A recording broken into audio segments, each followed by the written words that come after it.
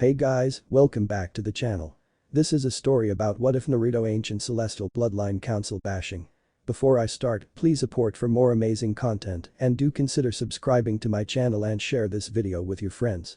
This is written by FANREADER26 and link in description and support writer. Let's start the video. Chapter 1. Close. Is respect something that should automatically be given, or is it something that has to be earned? Couldn't this question also be applied to loyalty? Can you be loyal to the home you were born in, even when the home has no love for you? This is what Naruto finds himself asking himself every day. Where does his loyalty lie, and who can he respect? Especially when he has been hindered for something he had nothing to do with. It was another day at the academy with all the students going through the same things as before. Naruko was droning on about the history of the shinobi, going over the same event he had done who knows how many times in the last year. Izuki was shuffling through the papers that he had collected earlier and the students were doing their best to make it look like they were paying attention. This is what Naruto was going through as he sat at the back of the class. But he wasn't even trying to make it look like he cared about the lecture. He was looking out the window as he thought to himself about what he was going to do when the day was over. Naruto. Pay attention. Arg. Naruto felt something small hit the side of his head, hard, and he rubbed the spot before looking at the front of the class, while everyone started laughing. Naruto gave a disapproving look at his student. I know you aren't the best in class, but you could at least try to make it look like you are putting in the effort. Naruto glared at the man before he grabbed the chalk and tossed it back at him. Not really trying to hit the man, just giving it back since he didn't want the man to come get it back. His eyes scanned the still laughing classmates before his eyes landed on one in particular. They kept eye contact for a few seconds before he turned away from the smiling face that looked up at him and continued to gaze out the window. Why the hell am I even here? Honestly, he knew that he might have enjoyed the academy a bit more if it wasn't for the way he was treated. Not really from the other academy students, since he could say that some of them were decent, but more so the teachers. Naruto still holds himself as a teacher and tries his best to make sure that everything he teaches reaches all of his students. However, it is clear that he focuses more on the other students than on him, despite how he has low marks in the class. That doesn't mean that he has the lowest, but with how he is seen, he might as well drop out of the academy. Okay, everyone, now that we finished today's lecture, we will be going outside to evaluate your taijutsu skills. With the graduation exam coming up soon, we want to make sure that you have what is needed in order to be genin. This got the rest of the class excited as it was the best part of the academy. The lecturing was interesting the first year, but after listening to the man drone on, they became boring really fast. Naruto sighed at how excited the class became, but it was to be expected. Alright, everyone, let's all head to the field. Naruto got up from his seat and waited for the rest of the class to leave before he followed them to the field. He had an idea on how things would turn out during this part of the class, but after years of it, he had gotten used to it. Or at least, he wishes he could say that. Naruto sat away from the rest of the class as he watched how the other students handled their opponents. Most of them were civilians, so they didn't really have that much in the way of training. However, this class was special in a sense, since it held all of the clan heirs and heiresses. There was one civilian who could be considered noticeable, Sakura Haruno. In terms of taijutsu and knowledge, she is the best out of the civilians, but much weaker than all of the clan heirs and heiresses. She stands out thanks to her long pink hair and red quipao, but apart from that, there was nothing else. Naruto didn't interact with her since when she is angry, she knows how to make a hit hurt and won't stop till she feels better or the one that made her mad is unconscious. Kiba Inyazuka, heir to the Inyazuka clan and his Ninken partner Akamaru. Kiba is a slightly arrogant hothead who likes to boast about his skill and his abilities. Even when he is humbled, he still acts arrogant. Naruto stays away from Kiba as the arrogant mutt has the habit of demeaning anyone who loses, even if they don't lose to him. Shino Aburam, heir to the Aburam clan. He is a very quiet individual who keeps mostly to himself, but if he has something to say, it would be a good idea to listen. He is one of the smartest ones in the class but is very reserved and it's rare for him to say anything to anyone other than his friends. Naruto was okay with Shino, but that's because the Aburam gave him no reason to see him in a negative manner. Hinata Hyuga, heiress of the Hyuga clan, wielders of the Kekkei Genkai. Byakugan. One of the very few decent Hyuga. She is a kind-hearted soft-spoken girl that would make sure you're okay before she considers her own well-being. Despite how the rest of the clan are, she is the odd one out and often seen as the black sheep. She has the dream of merging both the branch and main family into one, but the elders see this as a traitorous thought as they seem fine with their high throne, where they can use their own family as slaves. There was even a rumor that they planned to marry Hinata off to one of their flunkies and then brand the gentle girl with their branch seal. Naruto thought the girl had a noble but difficult goal, however, she has few who would stand by her to make sure that she wasn't beaten down. Shikamaru Nara, heir of the Nara clan. Smartest and laziest one in the class. Like many of the Nara men, he prefers to take naps rather than do anything else that they might find troublesome. But what they lack in motivation, they make up for in strategic intelligence.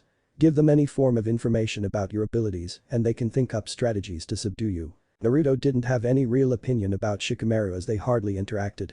However, he supposed he could give the Nara some positive points for not being smug about his advantages. Joji Akimichi, heir of the Akimichi clan. Want to find someone who had the strength to punch down trees but wouldn't hurt a fly? Look no further than Choji.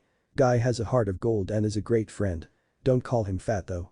You'll regret saying it and the broken bones you'll get. Naruto had a few good interactions with the Akimichi, but only a little to really consider him a friend. Ino Yamanaka, heir to the Yamanaka clan and gossip queen of the class. A girl that has a weird knack for getting information. If something juicy is in the wind, you can be sure that Ino knows it and is going to spread the news. And if you have a secret you don't want to get out, she is able to find out and consider spreading it or not. Naruto didn't really like how Ino would spread out rumors, as there are times she does it without considering the ramifications of them. There was a time when she spread a rumor about him that had little to no backing. Safe to say, he was not friendly towards her or her slightly snooty attitude. Sasuke Uchiha, heir of the Uchiha clan. Arrogant is a word you could use to describe the Uchiha. Thanks to how he was raised thinking that the Sharingan is the ultimate Taijutsu, he has this idea that he is superior to the other students at least. That was until the idea was beaten out of his head by another. He learned that despite how useful the Taijutsu is, it is like any other shinobi tool. It has its uses, but it is not unbeatable. Some tactics make the Taijutsu useless, and using it too much can cause problems later on. After learning this lesson, he began to use it sparingly so as not to depend on it too much. It's a lesson he still hasn't gotten fully, but it's nice to know that he isn't using it as a crutch. Naruto kept his distance from the Uchiha as there was another that made it their job to antagonize him. Someone that he has more of an issue with. He watched as each of them went up against either one of the civilians or another heir. When up against a civilian, it ended quickly. When up against another heir, the fight was cool to watch. He sighed as he knew that his time was almost coming up and it was up against the one he had the biggest issue with. The one he had the biggest problem with was Naruko Namikaze versus Naruto Namikaze. The call from Naruko snapped him out of his thoughts before he made it to the arena to fight his sister, Naruko Namikaze.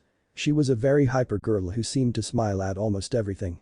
Top of the class in terms of taijutsu and ninjutsu. Not the brightest, but she could pass with the prior mentioned skills alone. Not that she would even need to try since almost everyone in the academy adores her. The teachers always praised her, spent extra time with her if she needed help, and practically gave her everything she needed. She had long blonde hair that was set up in pigtails and bangs framing her face, striking blue eyes, and 3 whisker marks on each side of her cheeks. She was wearing her usual outfit of a loose white shirt that cut off short showing off her midriff, an open solid orange jacket that had the Uzumaki swirl on its back, a durable orange pants that had a white streak going up both sides of her legs, and blue shinobi sandals. Her weapons pouch was attached to the back of her pants, and her kunai pouch was wrapped around her right leg. The weapons she had were high quality and at a lower price, since everyone in the village practically treated her as a princess. In contrast, he was the outcast. The one the teachers would have preferred was dropped out of the academy and never became a shinobi. They had taught him poor stances, held out on information on tips needed for required jutsu, and didn't even try to correct him in terms of his weapons usage. He was wearing a loose black shirt that had orange lining on the sleeves, dark blue pants, and blue shinobi sandals. He had spiky hair the same color as Naruko, the same colored eyes, and the same whisker marks on his cheeks. The reason for the difference in treatment, even though they were siblings, was a well-kept secret. At least to those that didn't need to know. Naruto though, ready to lose again. Naruto. Gonna give up this time? Naruko crossed her arms as she gave a cocky smirk, almost as if looking down at him. Naruto looked at his sister, doing his best not to glare as he got into his stance. Do you need to ask that every time we fight? His stance was that of the academy-style taijutsu. Naruko shrugged as she had a cocky smirk on her face. Well, you always lose when we fight so I figure it would be something I think I should always ask. She lowered herself to be in a fighting style that she was taught. The hummingbird style. 1. Naruto looked at the two before he brought his hand up. Ready. Begin. He dropped his hand, signaling for the two to start. Naruko charged at Naruto at speeds that many of the academy students thought to be fast. She was in a low position as she got to her brother before she threw her palm up toward his chin. Naruto jumped back to avoid the attack before he bounced back at his sister and threw a roundhouse at her as she stood up. Naruko vaulted over Naruto's leg with a happy smirk on her face before spinning in the air and bringing her foot into Naruto's face. Naruto spun from the force of the kick and tried to rebalance himself, but he felt another kick hit him in the chest and sent him rolling on the ground. He quickly pushed himself off the ground and brought his arms up to block another kick to his face as Naruko didn't let up on her assault. The force of the kick caused him to skid back and give him enough room to counter. However, Naruko appeared in front of him and landed an uppercut to his chin, completely bypassing his defense. He crashed into the ground and was about to get back up till he felt a foot on his chest, keeping him down. Naruko saw this and lifted his hand. Enough. Winner. Naruko Namikaze. The rest of the class cheered for Naruko, with some of the clan heirs making small comments to each other. Kiba laughed at Naruto as he held his stomach. Ha ha ha ha, man, that was one hell of a beatdown. Shikamaru sighed as he looked at Kiba. Not like you could do any better. If I recall, you couldn't even last a minute against her. Kiba stopped laughing as he crossed his arms. Humph, not like Naruto could do any better. Sasuke sighed as he turned away from the sight. He lasted longer than last time, but the end result is how it always is. Toji gestured to the two. I still don't get why there is such a difference between the two. Shouldn't they be at the same level since they live together and all that? Shikamaru patted Choji on the shoulder. I'm sure there is some reason for it. Maybe Naruto just doesn't train as hard as she does. Ino shrugged uncaringly. Whatever the reason, there is no way Naruto could win against her with how he is in class. Sakura nodded in agreement.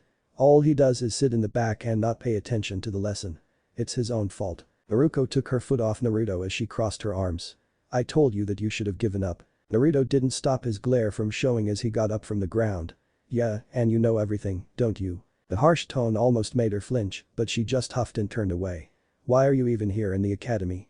You should just give up and do something else with your life. Naruto grit his teeth but chose to just walk past her. Like you know anything. Naruko grew angry at how he was just brushing her off. Hey, you should listen to your older sister when she is talking to you. Naruto didn't even turn around as he continued walking. When you have something worthwhile, maybe then I'll consider listening to you. He didn't even bother staying for what the instructors would say. Naruto noticed this and called out. Naruto. Don't you want to stay and listen to the evaluation? Are you actually going to tell me or just say that I did poorly and that I should get better at the academy style Taijutsu so that I can have a chance against the hummingbird style? He stopped and turned to look Haruka in the eyes, putting emphasis on the styles, daring the instructor to actually say that. Haruka winced at his response since that was what he was planning on telling the boy. Even he knew that anyone using the academy style Taijutsu would have no chance against someone who uses a style that allows speed and precise strikes to dominate the opponent. Naruto nodded as he figured that was the case. He walked back into the academy, hoping for the day to end. Later, the academy ended and all the students rushed out in order to head home or meet up with family. Naruto walked out of the academy and saw all the other students greeting family before they left. He noticed that Sasuke was greeting his older brother Itachi, who did their brotherly forehead poke. He stood at the gate for a second watching that before he turned and left. However, he paused when he saw that his sister was ahead of him, walking home. He sighed in defeat as he began to walk in the same direction as her. Naruko was thinking back on the day with a few thoughts rushing through her head. The day had started out really well, but after the fight, she lost a lot of motivation. The harsh way Naruto had spoken to her soured her mood, and she was really angry with how he just brushed her off. Her thoughts were on this as she was walking home, but after a couple minutes, she felt his presence behind her. She knew it was him cause they lived in the same building. She frowned as she was trying to think of a comeback to what he said earlier. She was his older sister and she had the right to tell him what he needed to know. For about 10 minutes, the two continued to walk home with a 20-foot distance between each other. Not wanting to keep this up, Naruko spun around to say something to him, but when she did, he was gone. Turning back around, she saw that he was now roof-hopping home. Growling at how he got a head start, she jumped to the roof to go after him. Naruto had gotten tired of seeing his sister's back and decided that he should just get things moving, which is why he began to roof hop. It didn't take long till he saw his sister bypass him and move faster home. He frowned at that and thought about whether he should just walk home and let her just keep going. But when he looked down, he scowled at the people that were walking on the street. It's not worth it. He continued his travels as a few of the villagers noticed him and scowled. The two continued to roof hop home with Naruko landing first with Naruto landing a few seconds later. Naruko gave a cocky smirk as she crossed her arms under her bust. I win. Naruto sighed before he walked past her to the front door. Naruko took that as a victory and followed him. Naruto opened the door with Naruko shouting, "We're home." Coming out of the kitchen was a woman with long red hair, wearing a green apron over a white short-sleeved shirt and gray pants. Welcome back. She walked up to them and hugged Naruko tightly. Naruto didn't even stay there as he walked past them and up the stairs. Ashina looked over her shoulder at the departing male of her twins and frowned. She let out a deep sigh at the sight before she was brought back to her daughter as the young girl spoke. Hey, Mom, are we gonna get some more training done? Kushina looked down at her daughter and nodded. Yes, we are gonna get back to training you. We still have to get more practice done with Fuinjutsu and attempt to get our Kekkei Genkai out. Naruko frowned as she didn't like doing those. She was no good at either of them. She just couldn't get the calligraphy right and not once has she ever gotten the chains to appear. Do we have to? Kushina sighed before bonking her daughter on the head. Of course. You want to be the best kunoichi out there, right? Seeing her daughter nod, she elaborated. Well then, we have to train hard in order for you to get as much advantage as possible. But for that, we will have to wait for I'm home. Kushina and Naruko looked to the door to see Minato Namikaze. Dad. Naruko ran to her father and hugged him tightly. Minato chuckled as he patted his daughter on the head. Easy, you make it seem like you haven't seen me in months. Naruko looked up with a big grin on her face. Nah, I'm just making sure you aren't a shadow clone. Minato shook his head. No, I left a shadow clone in the office to go over the papers that came to my desk. Kushina walked up to him and gave the man a kiss. You sure the old bats aren't gonna be mad at you? Minato shrugged. They probably won't notice it maybe. The two females laughed at that before they moved to the living room. Kushina looked to Minato and asked. So are we gonna work on some things now or after dinner? Minato thought about it before he figured that they could get some things done before dinner and get to the heavier stuff later. Telling this to the two, his daughter asked. Are Pervy Sage and Kakashi going to show up today? Minato shook his head. Not Jiraiya, he is out on a mission at the moment and won't be back for another couple of days. Kakashi though said that he would pop in to teach you some more jutsu. He wants to make sure that you get more practice with the last fire jutsu you learned before he moves on to something else. Naruko nodded before he brought his hands up. Oh, we had another sparring session during the academy. Minato tilted his head as he asked. Oh? Who did you face? I fought against Naruto. There was a pause between the adults before Kushina asked. Well? How did it go? Naruko gave a big toothy grin as she brought up her victory sign. I won easily. Minato let out a sigh before smiling at her. Well, I guess that makes sense. Naruko's smile dropped before she tilted her head in confusion as she asked her father.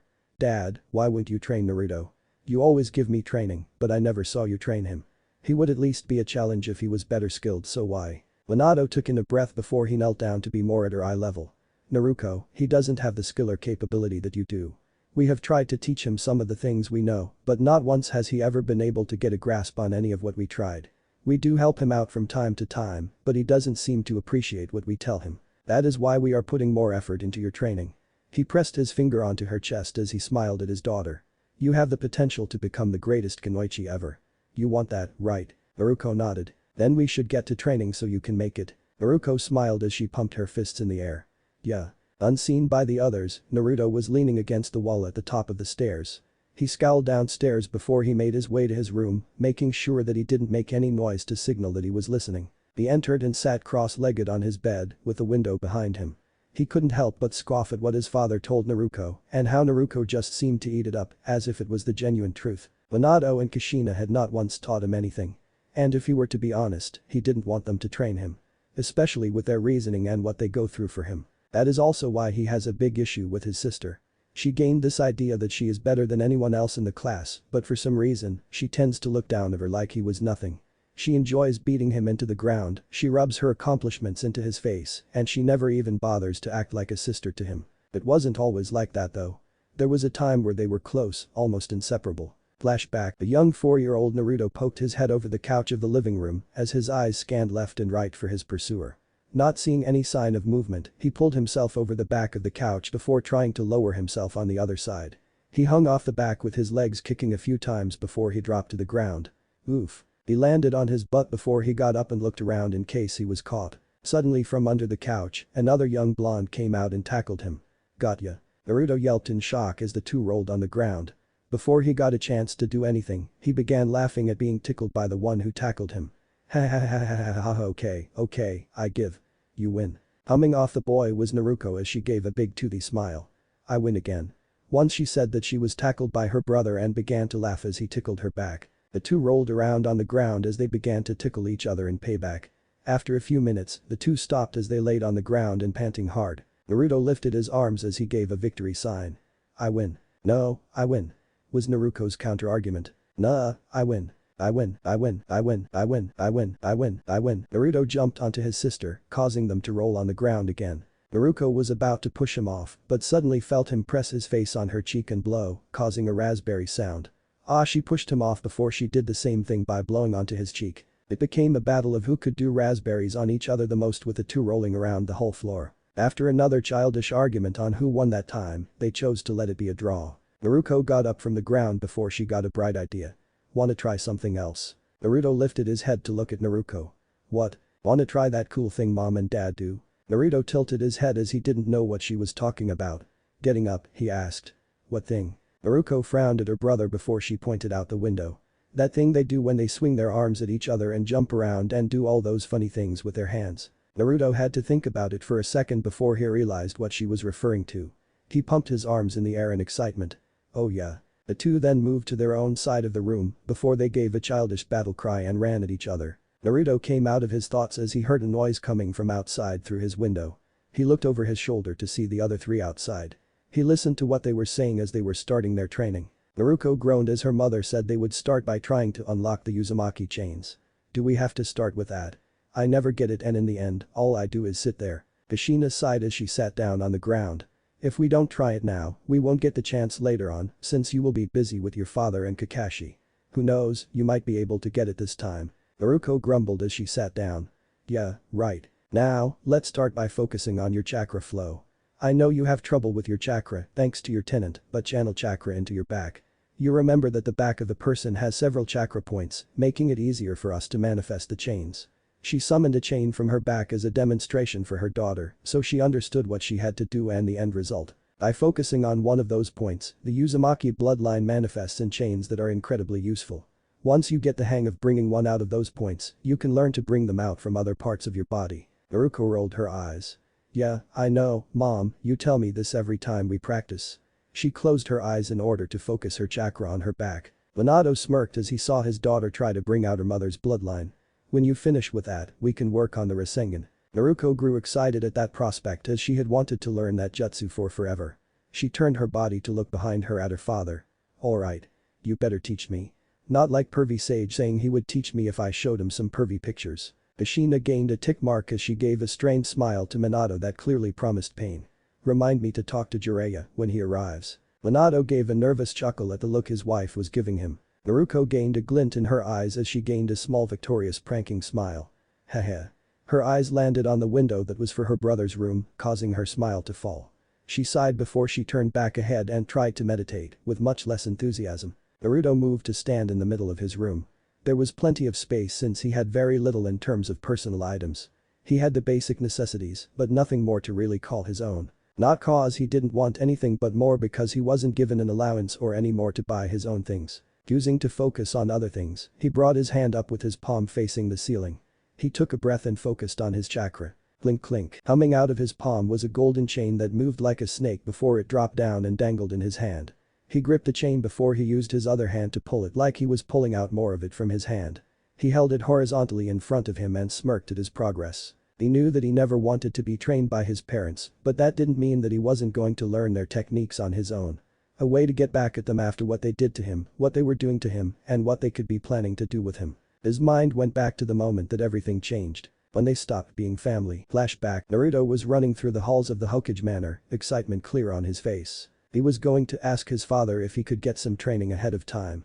He knew that he and Naruko were going to be trained at the same time since his dad told them it would help keep them both at the same level. But Naruto's excitement got him wanting to start already, and it would help him get ahead of his sister, at least a little bit, since she was having a sleepover with some of her friends. Not only that, but he felt that if he became strong enough, he could help his sister in case she ever needed it. She had told him before, she was the Jinjiki or something of some large demon fox. When he heard that, he told her that he would still help her if it ever caused her trouble. She didn't need to deal with it alone, they were siblings after all. If he was strong enough, he could protect her. As he got closer to the Hokage office, he chose to slow down and gained a cheeky smirk. He began to tiptoe toward the door as he thought that surprising his dad would be fun. He pressed himself on the wall and shuffled closer to the door. Soon, he began to hear voices coming from the room and got curious about what it was they were saying. Closer he got to the room till the voice became clear. "And that's what I think we should be doing now. Focus on Naruko's training so that she could fulfill the prophecy with no issue." Naruto recognized the voice to be Pervy Sage's. He smiled wider as he always thought the man was funny with all his weird dances and toads. He stifled his laughter as he thought that it would be fun to surprise the man along with his father. Minato sat in his seat as he thought about what his sensei had told him. He trusted the man, but this wasn't the first time Jiraiya thought that someone was the destined one from the old Toad's prophecy. Jiraiya, are you absolutely sure that she is the one that the prophecy speaks of? Let's not forget who you thought it was before. Jiraiya sighed as he crossed his arms. I know I jumped the gun last time, but who else could it be? She holds the Kyuubi, which matches the part of the prophecy. One born of the leaf who holds the burden that could affect the world will either bring it peace or light the flames to its destruction. That sounds too ominous for a prophecy of peace, pervy sage. Naruto was surprised to hear his mother's voice too. And the conversation sounded so heavy that he stopped his advance and just stood there against the wall. He heard Jiraiya sigh before continuing from here. I don't make these up, I just hear them. But can you deny that it sounds like she fits the prophecy accurately? He saw that the two were truly considering what he was saying and were agreeing with him on that. There is also the part of the prophecy that has me worried. It says, this being will withstand the hardships within the tree of its birth and face the dark tree from beyond and within the home of all. He took a heavy breath as he looked seriously at the two. If I had to guess, there is something within Konoha that will cause trouble for her, and then there is the other part. The mirror image of the chosen one will stand between the chosen and the choice. Minato didn't like the sound of that last part and had to ask. What does that last part mean? The tension in the room was heavy, and even Naruto felt the tension from the hallway before Jiraiya gave his thoughts on it. I believe it means that Naruto might stop Naruko from achieving the peace she could bring. He is the mirror image of Naruko, seeing how he is her twin. The room was silent for a few moments till Kushina asked. What does that mean for Naruto? Jiraiya looked grim before he spoke. I think it means that Naruto is going to be a problem. Choosing to not beat around the bush, he brought up his idea. So I think we should do what we can to avoid that. No training and you should hold him back as much as possible without making it seem obvious. The statement caused the other two to pause at his statement. Minato thought about what Jiraiya said and how this would affect Naruto. But if what the man said was true, it could be beneficial in the long run for everyone. He sat there for a few minutes in heavy thought till he finally came to a conclusion. Alright. Naruto's eyes widened hearing his father agree with him. He couldn't believe that Jiraiya would bring up the idea of holding him back and not training him in any manner. And then there was his father agreeing with it and not a word of protest from his mother. Flashback end. He may have been 5 at the time, but he understood that they were seeing him as a threat to a plan that he had no clue of. They were going to try and keep him weak and hinder him as much as they could. And they have been doing it ever since. Not only that, Minato had made others do the same to him, including the instructors of the academy. That is why they tend to try and sabotage him every chance they get. From giving him tests that have a jinjutsu over them to show different questions, teaching him poor forms, and pitting him against people they knew were better than him in taijutsu. Then there was the cascading result of such things. Naruto doesn't know how it got to this point, but for some reason, the villagers began to treat him as if he were a plague. They would spit in his direction, sneer at him, and would throw things at him if they could. Naruko was soon influenced by the treatment he was given and began to look down at him. Everything he did was like something she felt she needed to scoff at. She gained this haughty attitude anytime she was around him and only him. It was like she thought that he was nothing but a punching bag, a stepping stone for her to get to where she wanted to be, and never defended him when he needed it. In fact, she became one of the many who would make fun of him when he was around. Naruto didn't know if she was even aware of the prophecy, but they stopped being as close as they used to be. The biggest thing that pissed him off was that his father had set up a few Anbu to watch him and make sure that he doesn't do anything that could be considered improving too much. If they see him doing some intense training, they would drop their Anbu appearance and have one of them come in as a Chunin or Jonin and tell him that he can't be training where he was. There were even some times they would launch a jutsu in his direction, telling him that he shouldn't be anywhere near there so that he wouldn't get hurt by their own training. They didn't keep an eye on him when he was at home since Minato was there. So he did small practice in his room where he wouldn't be disturbed. It's why he was able to do what he could do, and he was going to keep it a secret for now till he had a bit more freedom. He practiced his chakra sensing ability early on, which is why he was able to tell that he was being followed by Anbu. He was able to use the chakra chains that his mother was trying to teach Naruko by listening to his mother's description. He was even working on some other skills that he knew would help him in the future, all of which he had gathered in secret. Which was difficult with the Anbu keeping track of wherever he went. This was how he was improving, by doing it in secret, and he was going to keep it a secret till the time was right. And that time was coming soon. He can wait a little bit longer. He waited for years for this, and it was so close now. He will gain his freedom. Even if he has to fight for it. End of chapter. Chapter 2. A typical day. Blue eyes opened as the sun peeked in through the window, ready to wake all those to a bright new day. The owner of the eyes groaned before she rolled over and buried her face into the bed as she brought a pillow to cover her head. The birds began to wake up as well as they started their morning routine of chirping their good mornings to all those still trying to get some more sleep. "Bro, alright already." She turned back to lay on her back before sitting up. "Stupid birds. Stupid sun." She threw off her blanket and got up before glaring at the window. "One day, I will destroy the sun." She trudged to her closet before opening it and grabbing another set of clothes. She left her room and walked down the hall, past her brother's room and into the bathroom. The bathroom was a full set with a shower and tub. On the left was the sink with an assortment of products, mainly products of Naruko's. She moved toward the shower, placing her clothes on the lip of the sink before stripping off her pajamas. She entered the shower and turned on the water before she began to clean herself. She grabbed her bottle of shampoo before frowning at how light it was. "Aw, man. Now, I gotta get another bottle." She got out of the shower and walked over to the sink, not caring about getting the floor wet from the water dripping off her body. She opened the cabinet under the sink and grabbed one of the many bottles that were stacked in there. "I really like my long hair, but taking care of it is such a pain." She moved back to the shower, tossing the empty shampoo bottle into the trash. She got back into the steaming water before she began to clean her body. After 40 minutes of showering, she threw open the shower curtain with her arms spread out and a big smile on her face. "Ah, much better." She grabbed the sole towel that was on the wall hanger and began to dry herself off. She walked over to the mirror as she ruffled her towel in her hair. She finished up and took the towel off her head before she brought her hand up to wipe the steam off the mirror, enough to see her head, only to frown at the sight of her hair being a complete mess. HRRRRM. She tossed her towel to the ground before she opened the mirror cabinet and her eyes scanned all the things inside. Makeup, skincare, perfume, lotion. "I get that Ino loves this stuff, but I barely use any of them." She slightly grumbled as the stuff made it hard to find what she was looking for. The products were gifts that Ino gave her on her last birthday.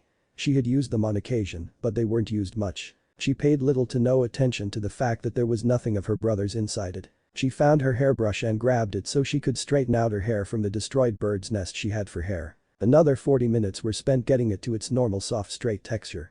Once that was done, she smiled at herself in the mirror with a nod. "Now I'm ready." She nodded and was ready to head out before she put her hands on her hips and bounced, allowing her to see her perky breast bounce in the mirror that was now free of steam. She blushed at how she was about to leave the bathroom without any clothes on. Oops. She hastily grabbed her panties and put them on before she grabbed her bra. After she adjusted them so that her breasts would fit in the piece of clothing, she tried to get the clip before frowning at how tight it was.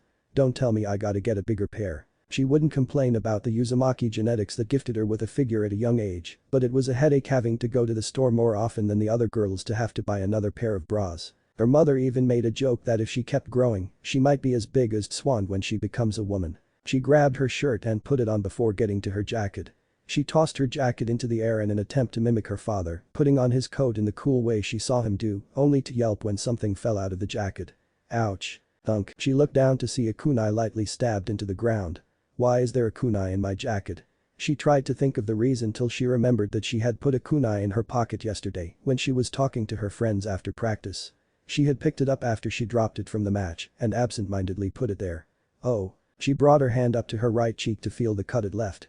She gave a flat glare at the blood on her fingers before she huffed and shook her head. Not gonna let this ruin my day.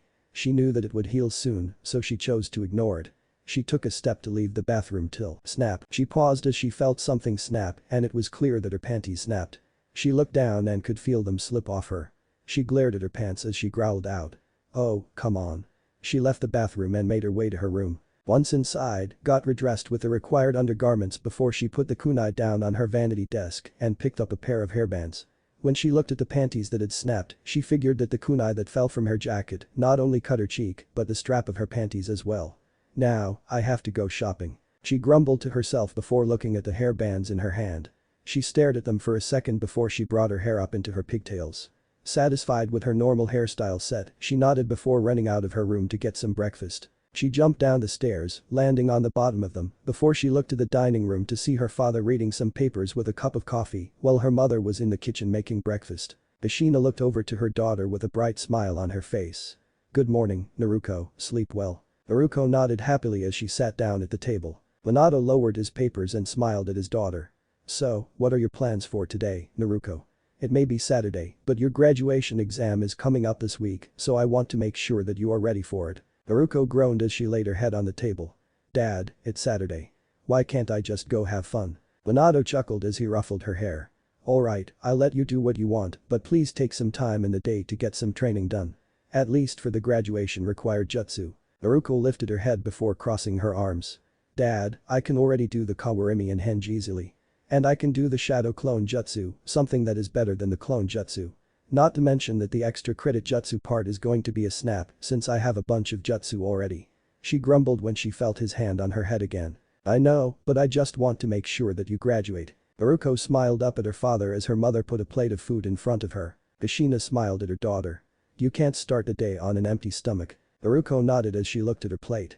It was some scrambles, bacon, sausage, toast, hash brown, and a glass of milk. Thanks, Mom. With that, she began to eat her breakfast while her parents watched her for a second before getting back to what they were doing. It was then that another set of footsteps was heard and the rest of the family looked to the stairs to see Naruto coming down the stairs. The adults paused in what they were doing as they stared at the boy as he came in. The only sound that could be heard was the clinking of Naruko's utensils as she continued to eat. Naruto walked over to the kitchen, ignoring the subtle glare that Minato was giving him and the scrutinizing look from Kushina. Naruto got these looks every time he came into the kitchen, as if they were waiting for him to make a sudden move in order to react. He opened the fridge and grabbed the bread before he moved to the toaster. Is that all you're going to eat? Naruto looked over his shoulder at his sister as she took a bite out of her eggs. He frowned at her before answering. It's not like I have anything else to eat. His eyes shifted to the stove to see that there was nothing left on the frying pan and no signs of any more being made. Naruko swallowed her mouthful as she frowned at the tone her brother was giving her. Hey, it's not my fault you got up late and missed breakfast. Naruto turned to stare at his sister. Who's the one that spent more than 2 hours in the bathroom taking up all the time? Hey, you should have gotten up early in order to do whatever it is you need in the shower. It's not like I. Enough. The two siblings stopped and looked at their father. Minato put his files down and glared at the male of the two. Naruto, that is no way to speak to your older sibling. Naruto met his glare. Really? Am I supposed to suck up to her just because she is older than me by 10 minutes? Or maybe I'm supposed to praise her for everything to lie. Smack. Naruto stopped as a hand smacked him across the face before he turned to his mother to see her hand still up, ready to hit him again. He didn't put his hand on his face, letting it sting. That is enough out of you. Another word and you won't be eating anything today. Kushina stared into her son's eyes as he gave her a defiant look. Naruto didn't look away from his mother after hearing the threat. This wasn't the first time that she did this and he knew already that she wasn't going to cook for him anyway. She never did. Naruto's hand shot to his right as his toast popped out into the air from the toaster, not looking away. In his periphery, he saw Minato shift in his seat and he knew that man was a move away from attacking him. He brought one of the pieces of toast to his mouth before he walked past her. Naruko looked at what her brother did and asked. Aren't you going to at least put some butter or jam on it or something? There isn't any. Kushina glared at Naruto as he walked by. Hey, you're not allowed to leave. Naruto paused at the stairs before he looked at her. And what am I supposed to do here? Wait till Naruko finishes her meal. Naruko spoke up here. You might as well. What else are you gonna do? Naruto looked at his sister, over his father's shoulder, and down at her plate. Like I should sit at the same table while you eat all the food mom made for you and you alone. He could see Minato have a hand lay on the table and knew that if he stayed here any longer, things could get bad.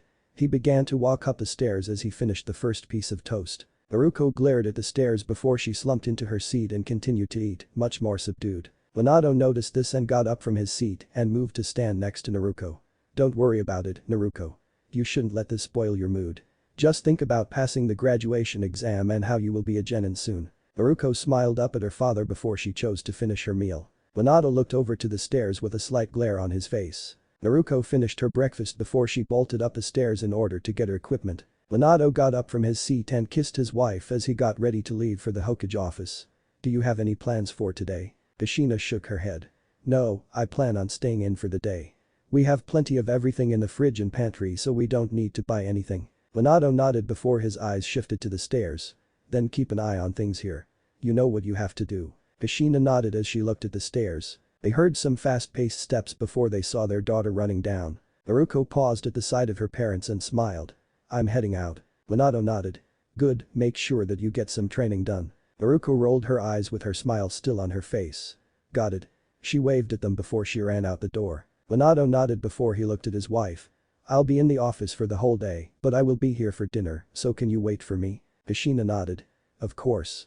Before she could kiss him, they heard the door open again. The two looked to the door to see Naruko running back inside. Sorry, I forgot something in my room. Minato shook his head as he let out a fond sigh. That girl. Naruko ran back down the stairs before bolting out the door. Kushina and Minato laughed a bit before Minato took a step back and waved at his wife before flashing away. Kushina smiled fondly at the empty space before it dropped as she looked up at the ceiling. For a few seconds, she stood there before she moved to the kitchen to wash the dishes from breakfast. Naruko ran out of the house with a big smile on her face.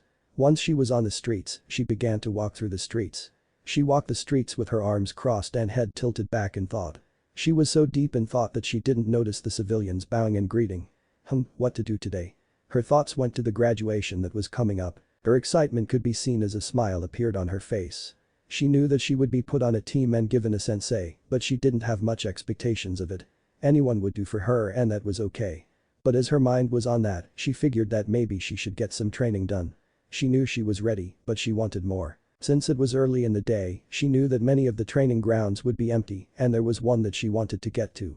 Turning down an alley, she began to make her way to get some training done. Hokage office. Minato was in his office going over some documents that showed the village's budget so he could establish where the money should go for this month. Normally he would receive these reports weekly and then he would look at where the money would go for that week. But Minato would do it for a month so he could have a more efficient money flow instead of having it flux constantly. Minato felt a breeze from the window and knew that he had a visitor. "Hello sensei." "Hey, kid." Jiraiya sat on the windowsill, looking over the room. No matter how many times he came here, he couldn't help but imagine Hiruzen sitting at the chair, grumbling about paperwork. "Looks like you have everything handled here. With how nice the view is around the village, I don't see anything going wrong anytime soon." Minato sighed as he knew what his sensei was referring to. There was never a visit from the man that didn't have some sort of innuendo. He would like to have a casual talk with his sensei, but he knew that he had a job to do. "As much as I would like to avoid talking about something that would get my wife to kill me, we have other matters to discuss." Jiraiya chuckled as he got inside the room. "Geez, kid, this life is getting to you. Can't even have any fun anymore." He stood in front of the desk and crossed his arms with a smile still on his face. Minato made a hand gesture, causing swishing sounds heard by the two. Once he was sure, he did a few hand signs before he pressed his hand on the top of his desk, causing an array of writing to spread out throughout the room. Once the room was sealed and no sound would leave, Jiraiya's smile dropped as he looked at his students seriously. Minato looked at the older man with a serious look. "What do you have to report?" Jiraiya took a breath as he began his report.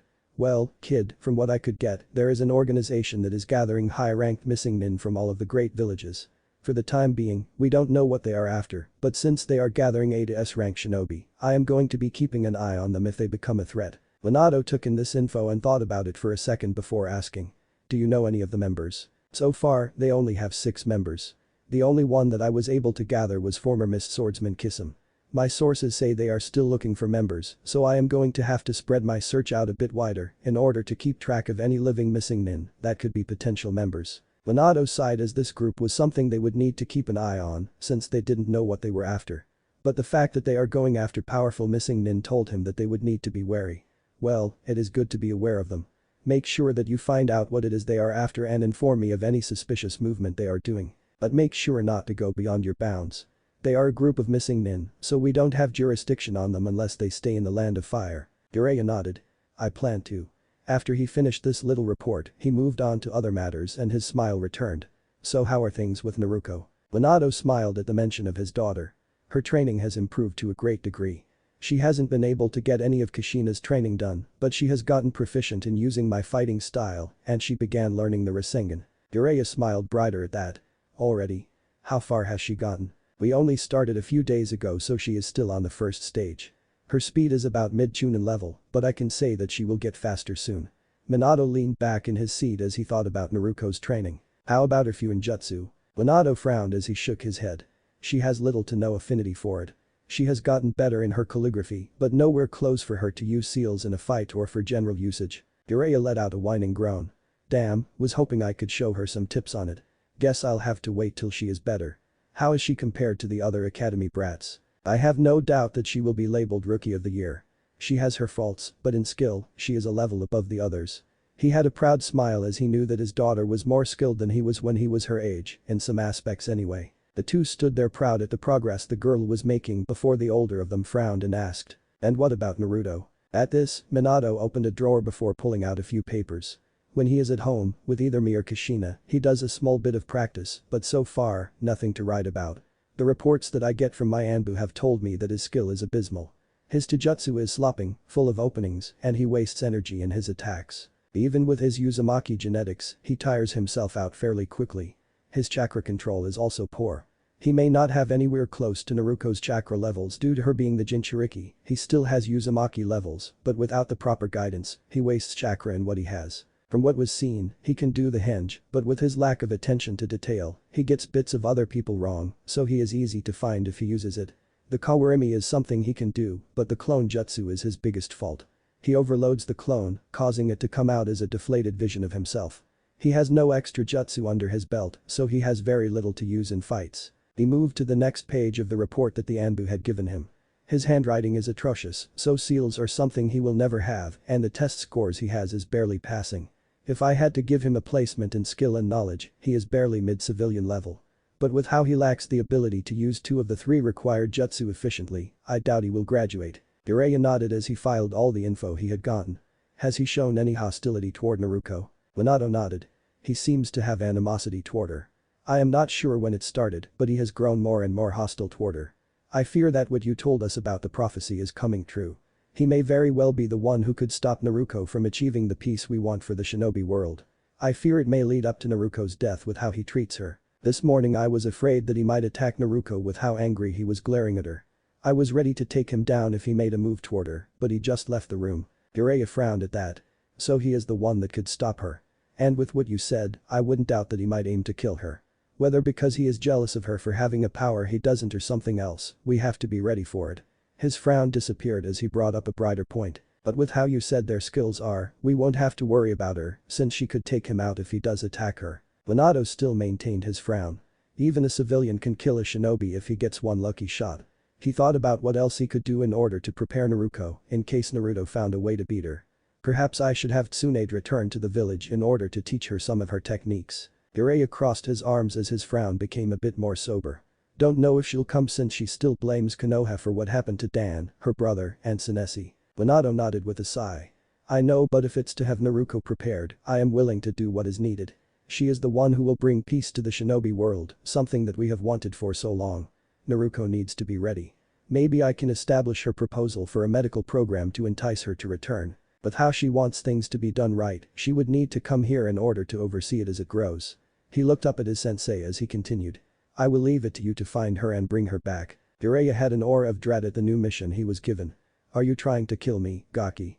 The second I start bringing this up, she may punch me all the way back to Konoha wherever she is. Minato gave a playful smirk at Jiraiya. Then you should be able to handle it, since you have had to deal with those most of your life. Jiraiya slumped. You're so cruel to your sensei. The two shared a laugh at this little bit before he asked. So where are Naruko and Naruto at the moment? Minato looked out the window with a smile at the sight. Naruko is having a free day in the village. Naruto is at home, under the supervision of Kushina. Kushina was in the living room looking over some seals that she planned on having Naruko practice when they began her training again.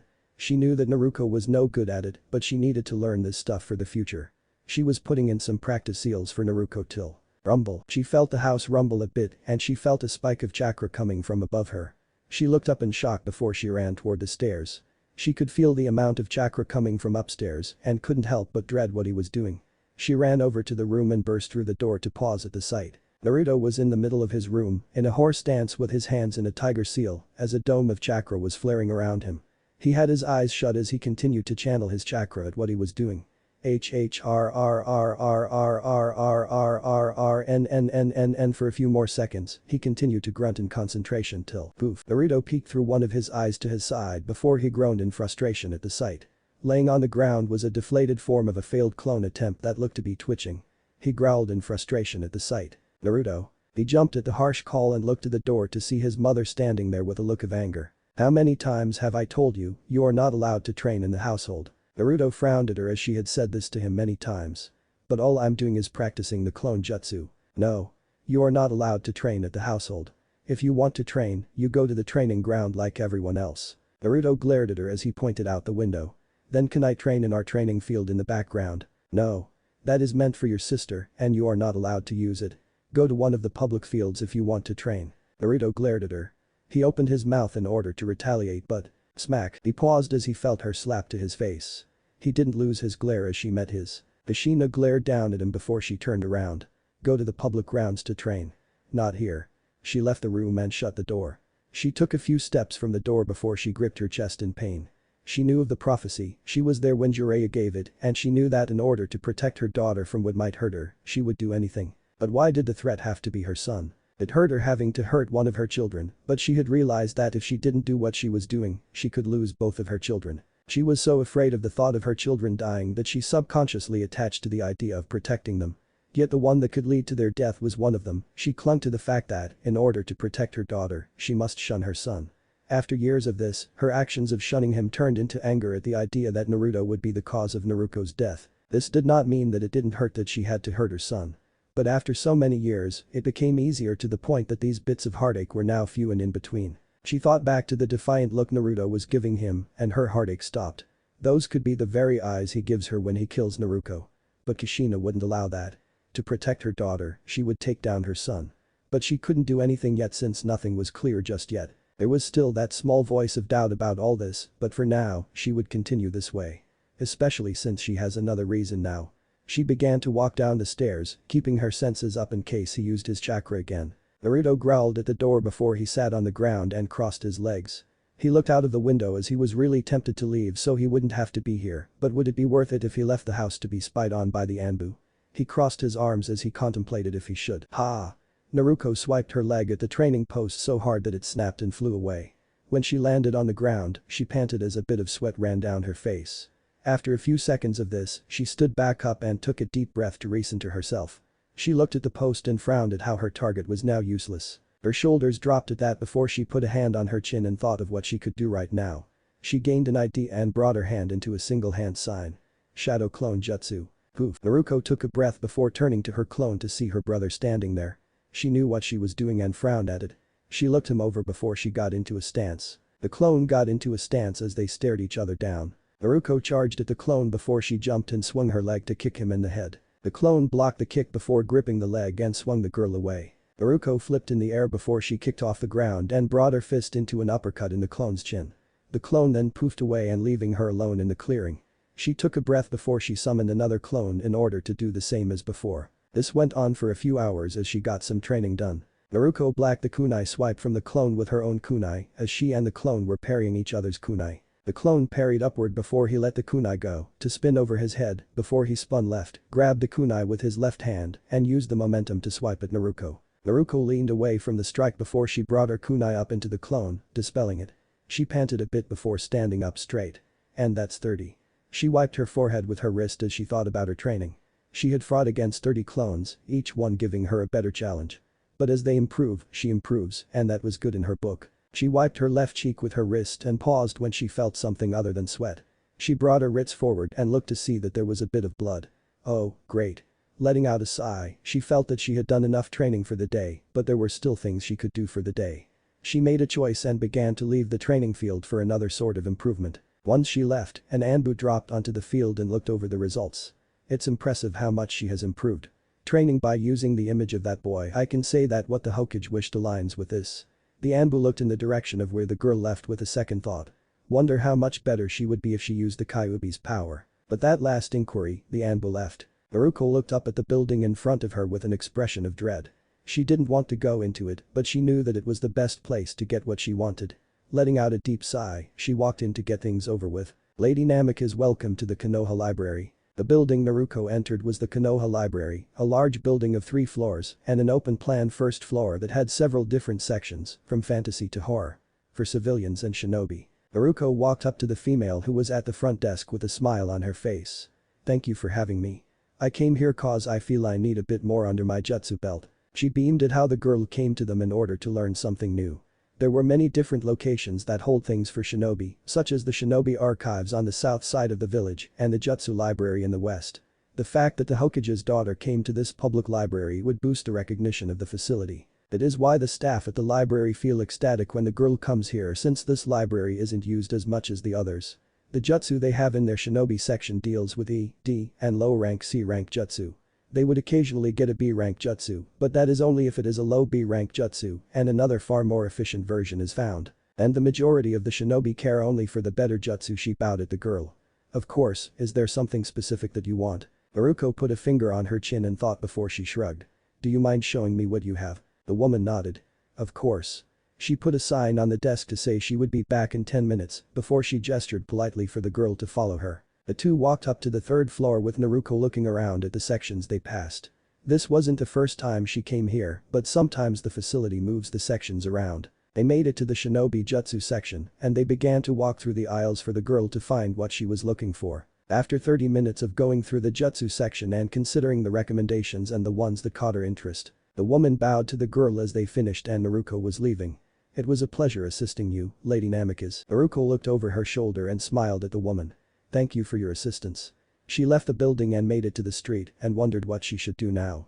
It was as she was thinking that. Rumble. Naruko looked down at her stomach and chuckled sheepishly. Guess it's time for lunch. Nodding to herself, she began to make her way to get something to eat. Naruto slurped up some of the noodles from his bowl as he was enjoying a nice meal of ramen at Ichiraku Ramen. If you eat that any faster then you aren't going to be able to enjoy it, Naruto. Naruto looked up to see AM giving him an incredulous look. I'm enjoying it. I'm enjoying the flavor and the fact that you are using the noodles from the previous batch in this one. AM eyed him as she crossed her arms. How would you know that? Naruto pointed his chopstick at the bowl as he gave a foxy smile. Because I can tell one ramen bowl from another. I can tell you that you had to use 2 different packs of noodles and ingredients since the flavor is different from one and the other. AM shook her head in exasperation. I swear, you have the weirdest skills, Naruto. You keep coming up with something that no normal person could think of. I'm surprised that you don't make a career out of the odd things you can do. If I did that, I would make a killing, but I wouldn't be able to enjoy my free time as much as I like. The two had a chuckle at that, both knowing that Naruto wouldn't be able to do that. AM crossed her arms as she looked at the boy. Though, I do find it weird how you get Ryo only to spend it on the very thing you make. Naruto stuck his tongue out at her. Hey, I think it works in my favor. Naruto actually works at Ichiraku Ramen. It is how he is able to get any money to use for himself since he doesn't have any money himself. He was offered to work at the stand by Tucci when the man found the boy sitting at one of the park's benches with a rumbling stomach. The man offered him a free bowl, but the boy said that he should at least work at washing dishes in order to pay for it. After that, the boy would occasionally come in order to work for a meal till the man offered to hire the boy. Now Naruto works in the kitchen, where no one can see him, to get some income. However, a good amount of the income goes right back to the shop since he tends to eat here than anywhere else. AM giggled at what Naruto said before she gained a questioning look. Naruto, why do you come here at this time every time you are free? I mean, it's almost always the same time with only a couple of minutes difference. Naruto had taken a bite of noodles as he blinked at her before he slurped them up. Swallowing his food, he answered. I come here because not many people eat at this time. I want to avoid dealing with the people of this village. Naruto, don't you think that you are being a bit too harsh? Naruto paused as his look became serious. No. After a few seconds, he looked up at her and spoke. Actually, can I get this bowl to go? AM was a bit surprised about the request before she looked at the clock. Realizing what the time meant, she spoke. Naruto, don't you think that you should? AM? She paused at the harsh tone he was giving her, but she knew why he did it. She may not fully understand it, but she knew it. I appreciate what you are trying to do, but it won't ever happen. So please to go. AM sighed before she took the bowl from the table and took it to the back. After a minute, she came back with a takeout box and handed it to Naruto. I still think you should try, Naruto. Naruto took the box gratefully before he moved to walk past the counter to the back of the restaurant. Maybe if it were years ago, but now he opened the door and looked over his shoulder at her. I can't. He left the restaurant out the back entrance before looking around to see that he was in the clear. AM sighed as she watched him leave before she moved to the stove so she could work on the next batch of ramen.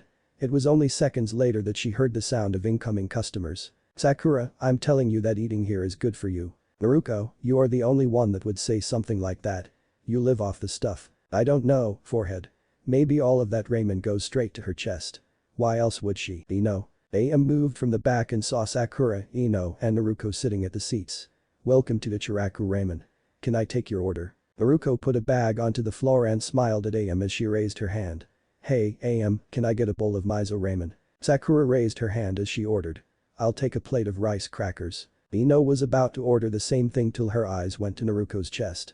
I'll have what Naruko is having. Sakura looked past Naruko, since the whiskered blonde female was sitting in between the two, and gave the Yamanaka look of shock.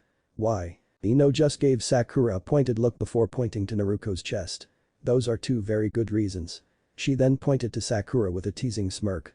And you could use some of it if you ask me. Sakura glared at Ino as she was really tempted to hit the Yamanaka, but she couldn't reach her. Crossing her arms, in frustration and to hide her chest, she huffed and looked away. Naruko looked down at her chest before she lightly slapped Ino's shoulder. Don't use me as a way to tease Sakura. Anyway, are you two ready for the graduation exam? Sakura nodded as she answered. Yeah, I've been studying a lot so I can get as high a score as I can. Ino shrugged as she was nonchalant about it. I'm sure I'll do fine. I know I'll graduate, but I already know that I'll be part of the Inoshikacho team. My dad already told me about it. She leaned her elbow on the table as she looked at Naruko. But what about your brother? Do you think he is ready? Naruko scoffed as she shook her head. No way. He's no good at Taijutsu, has no ninjutsu, and we've all heard his test scores when he is called out. There is no way he can pass with those levels of skills. Sakura tilted her head as she asked her. There is something I want to know, why isn't he as good as you? You both live in the same house and have the fourth Hokage as a father. He should be just as good as you, right? Naruko shook her head. He just sucks at all the stuff he was taught. Dad told me that he had tried to teach Naruto some of the stuff, but Naruto didn't care about any of the stuff, and when he did try, he would suck at it. She crossed her arms with a scowl on her face. I don't get why he is trying to be a shinobi if he is no good at it. You've seen that almost everyone in the class can beat him. Sure, he gets a couple of wins, but it's all luck. He should quit trying. Ino shrugged her shoulders. Maybe he has his reasons. Naruko huffed out of her nose. I doubt it. Am overheard all this and she had to wonder herself why Naruto was trying to be a shinobi if he wasn't any good at it. But maybe he has his reasons. I just don't know what they are. Night. Naruko was heading home as the day had ended and she was tempted to just go to bed. She saw that she was almost there only to pause. She grumbled to herself as she knew this made things complicated. Great. She turned into an alley to get things done. Kushina was setting up the table as she had finished making dinner. As she put the plates on the table, a flash of yellow was seen and she looked up to see that Minato had arrived. About time you got here. We were about to eat without you. Minato chuckled as he took off his coat and hung it on the wall before walking up to his wife. I don't think I did anything that would warrant you doing that to me. Kushina put her hands on her hips as she gave him a mock glare. Oh, I'm sure you did something that could warrant it. Did you forget about last month when you got the wrong item for me? Minato sweat dropped as he thought about the incident.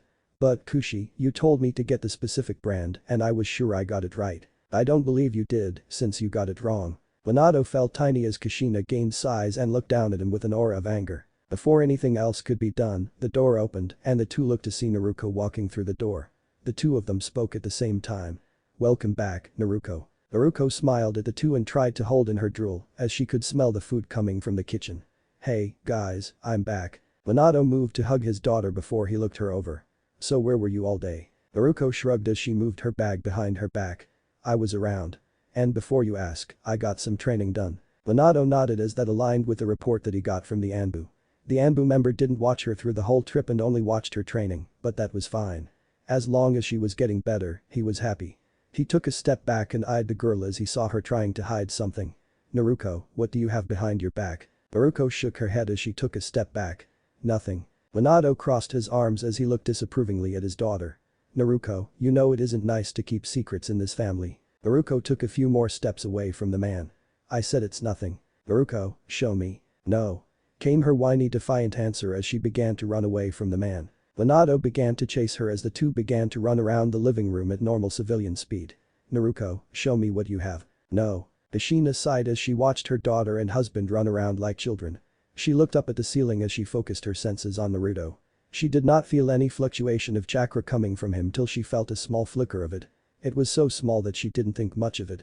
It was so small that it was negligent. But how poor his control was, if he tried anything, she would feel it instantly. Naruto was sitting in the middle of the room as he stared at the wall, ignoring the sound coming from downstairs. He sat there not moving till his head flinched and he got up from the ground. He focused on the surroundings before he moved to his window and opened it. He took a step back as a figure jumped in and into the center of the room. He crossed his arms as he looked at the figure. Naruko stood there before facing Naruto. Well, Naruto shrugged.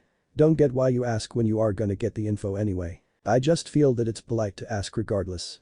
Poof, she went up and smoked to reveal Naruto standing in her place. A Naruto that had his arms crossed smirked as he gave a two-finger salute. Poof before he disappeared in a puff of smoke. Naruto paused as he looked through his memories and frowned at how the clone was smacked in the face by Kushina. Glad I prepared for this. He walked up to where the clone was and picked up a seal tag that he had placed on the clone just in case. The tag was something that could allow a shadow clone to take more than just one hit at the cost of chakra. The problem is that it takes a lot of chakra from the clone in order to keep it from dispelling, in which the clone can no longer use any chakra if it wants to stay existing. Naruto sighed as he moved over to his bed and sat down before he reached under his mattress, pulled out another tag, and placed it on the wall.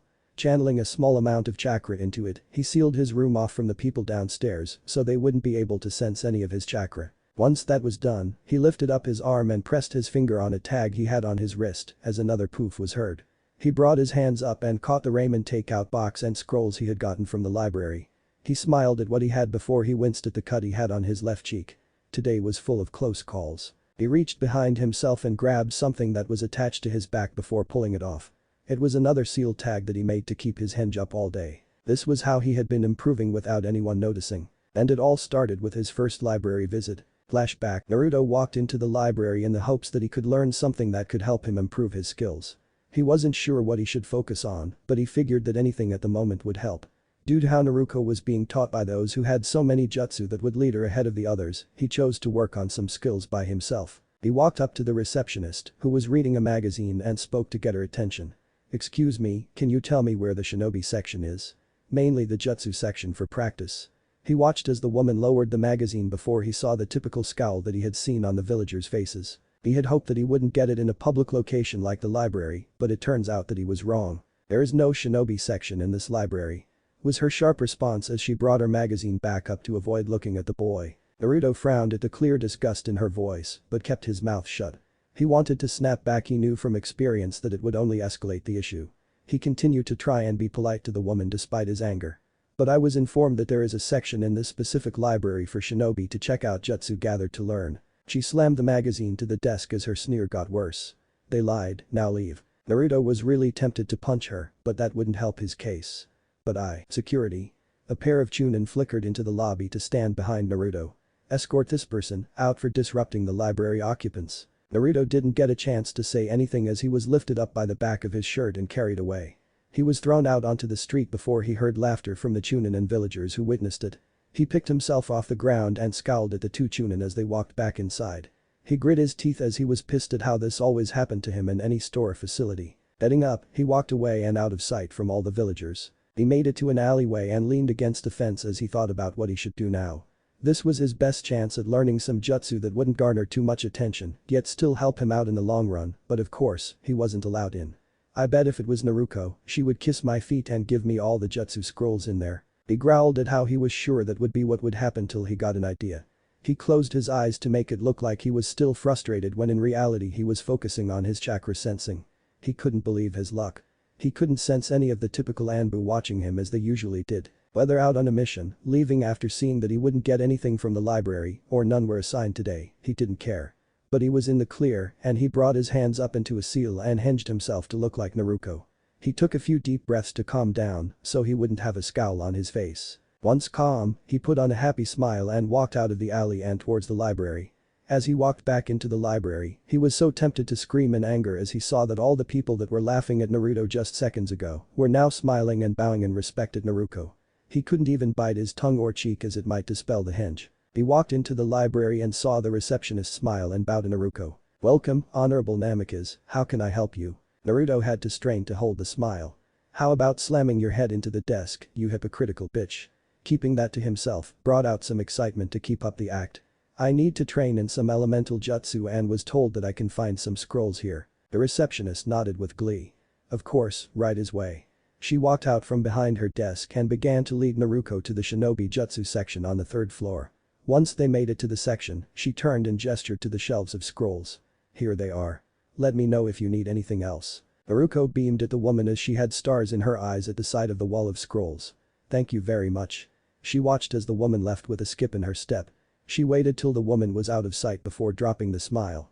Naruko turned to the shelves and looked around for something that would be useful. It took some time going through the selection before something of interest was found.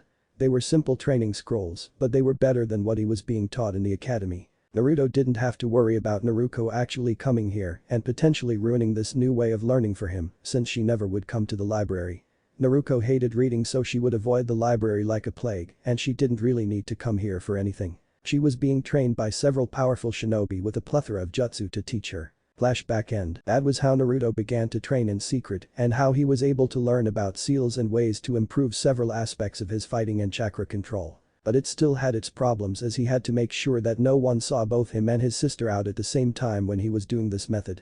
That was when he trained his chakra sensing in order to keep his sense open for his sister so that he could avoid her. Leaving the house was actually the easy part since a lot of times, Naruko would get up so early that no one else was up yet, that is when she isn't spending so much time in the bathroom getting ready, but if she does, he just looks for a moment when no one is looking at the house. Once he has his chance, a clone jumps out the window and uses the hinge to go back inside so that he can leave in his own hinge. The reason for the process was a precaution.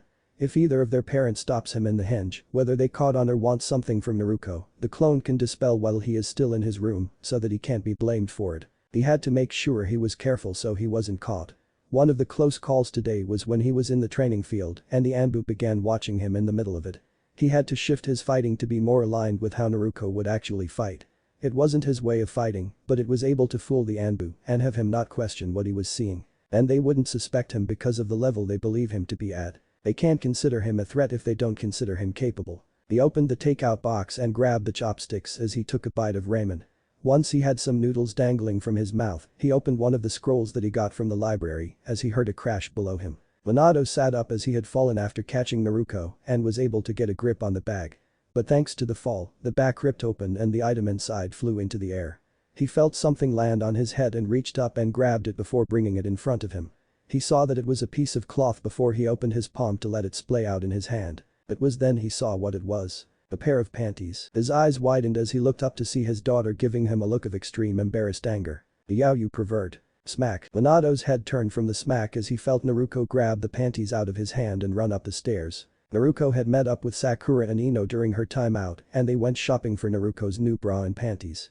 After that, she spent the rest of the day with them, with a small bit of training with the girls in one of the training fields on the other side of the village from Naruto. Not that she knew that. With Minato's head turned from the smack, he saw the angered look that Kushina was giving him. He began to sweat at the sight of her hair, gaining the appearance of the Kyuubi's 9 tails. He began to crawl backward away from her as he tried to defend himself. "Now, Kushina, you know it was an accident." Kushina cracked her knuckles as her eyes flashed white. "I didn't know you picked something like that up from your sensei. I'm going to have to beat it out of you for the sake of our family." Screams could be heard from the household, but no one was willing to see what it was since the sound of something rampaging scared them away. Minato was nursing a hurt face as the family was at the table eating the dinner that Kushina made. Naruko's embarrassment had died down, but she was doing her best to humph away every time her father looked at her. Kushina had a bright smile on her face as she piled on the food on her plate. Naruko looked at her family in order to get back to the present till she saw the empty seat that was next to Kushina. "Hey, Mom, where's Naruto?" Kushina paused in her serving before she frowned. "Naruto did something unacceptable and he isn't allowed to eat today." Naruko tilted her head. "What did he do? Why isn't he allowed to eat?" Kushina's mood continued to drop. "You don't need to know it, Naruko." But. Slam. Naruko jumped as Kushina slammed her hand on the table. The woman gave Naruko a hard look. "You don't need to know it, Naruko, so drop it." Naruko nodded before she continued eating. She looked to her father to see that he had gained a stern look on his face and knew that she shouldn't bring it up. She looked up as she wondered what it was that Naruto did, but if it was so bad that it made mom and dad mad, she figured he deserved it. She looked back at her mother and saw the amount she had. "Hey, how come you get to eat more?" Kushina smirked at her daughter. "Because I am the one serving it. No fair. Give more." Oof, maybe I ate too much. Naruto was sitting on his bed with a satisfied smile on his face as he enjoyed the Ichiraku ramen he got. So far, today was a good day of training and he had no worries about the graduation exam. He looked at the open scroll in his right hand as he mentally thanked the woman at the library for her help. Elsewhere, the receptionist from the library was coming out of her shower as she felt refreshed after the long day. She ran her hand down her chest as she made her way to the full-body mirror she had in the corner so she could start to get dry. When she stood in front of the mirror, she froze at the sight. Blue hair, green skin. Her eyes widened as she lifted her hand to her face in disbelief at what she saw. Naruto smirked as he wished he could see her reaction when she sees his thanks. Getting back to his task, he held his left hand up next to his head. He read the instructions and knew that this jutsu would be helpful. Mystic Palm Jutsu.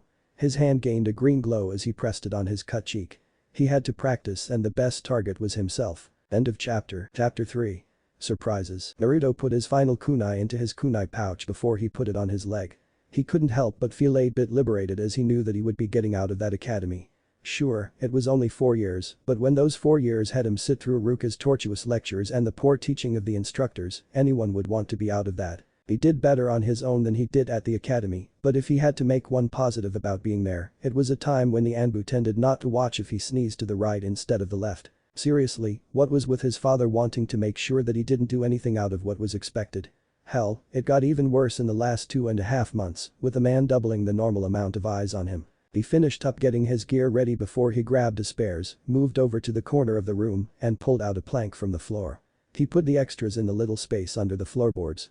Once those were hidden, he stood up and smirked as he was ready to graduate and get the freedom that comes with becoming an adult. At least in the eyes of the shinobi ranks. He had plans after he graduated, but before that, he still had one last trial to get through. He left his room and walked down the stairs. As he was descending, he heard some cheering from the first floor. His mood dropped as he heard his sister boasting about how she was going to take the graduation tests by storm. He let out a sigh as he realized that he was so into his own excitement that he drowned out the world around him. Not a good thing to do if I want to live as a shinobi. Naruko was bouncing in her seat as she was ready to head off to the academy to get to the graduation test. Calm down, Naruko. The academy isn't going to disappear before you head over there. Kushina smiled at how excited her daughter was. Minato chuckled as he walked up to stand next to his wife.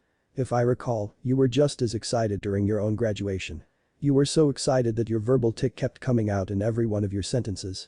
He almost immediately regretted saying anything when he felt his wife's unique aura of death aimed at him. The man held his hands up in surrender as he was not ready to die just yet. He would like to live a few more decades. Naruko giggled at the sight of her father being scolded. Once her little giggle fit was over, she looked over to the wall clock to see that it was actually time for her to head over to the academy. She jumped up and pumped her fist.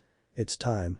She was about to head out the door to run full speed, only to stop when Minato placed a gentle hand on her shoulder. Naruko, before you go, we want to tell you something. Naruko looked up to her father with a tilt of her head. Kushina walked up to her and knelt down. We want you to do your best while at the graduation test. Remember, just because it is a test, it doesn't mean that you should take it lightly. Give it your absolute all. Do you understand? Naruko nodded so hard that her pigtails almost flipped. You got it. Minato smiled as he brought something else up.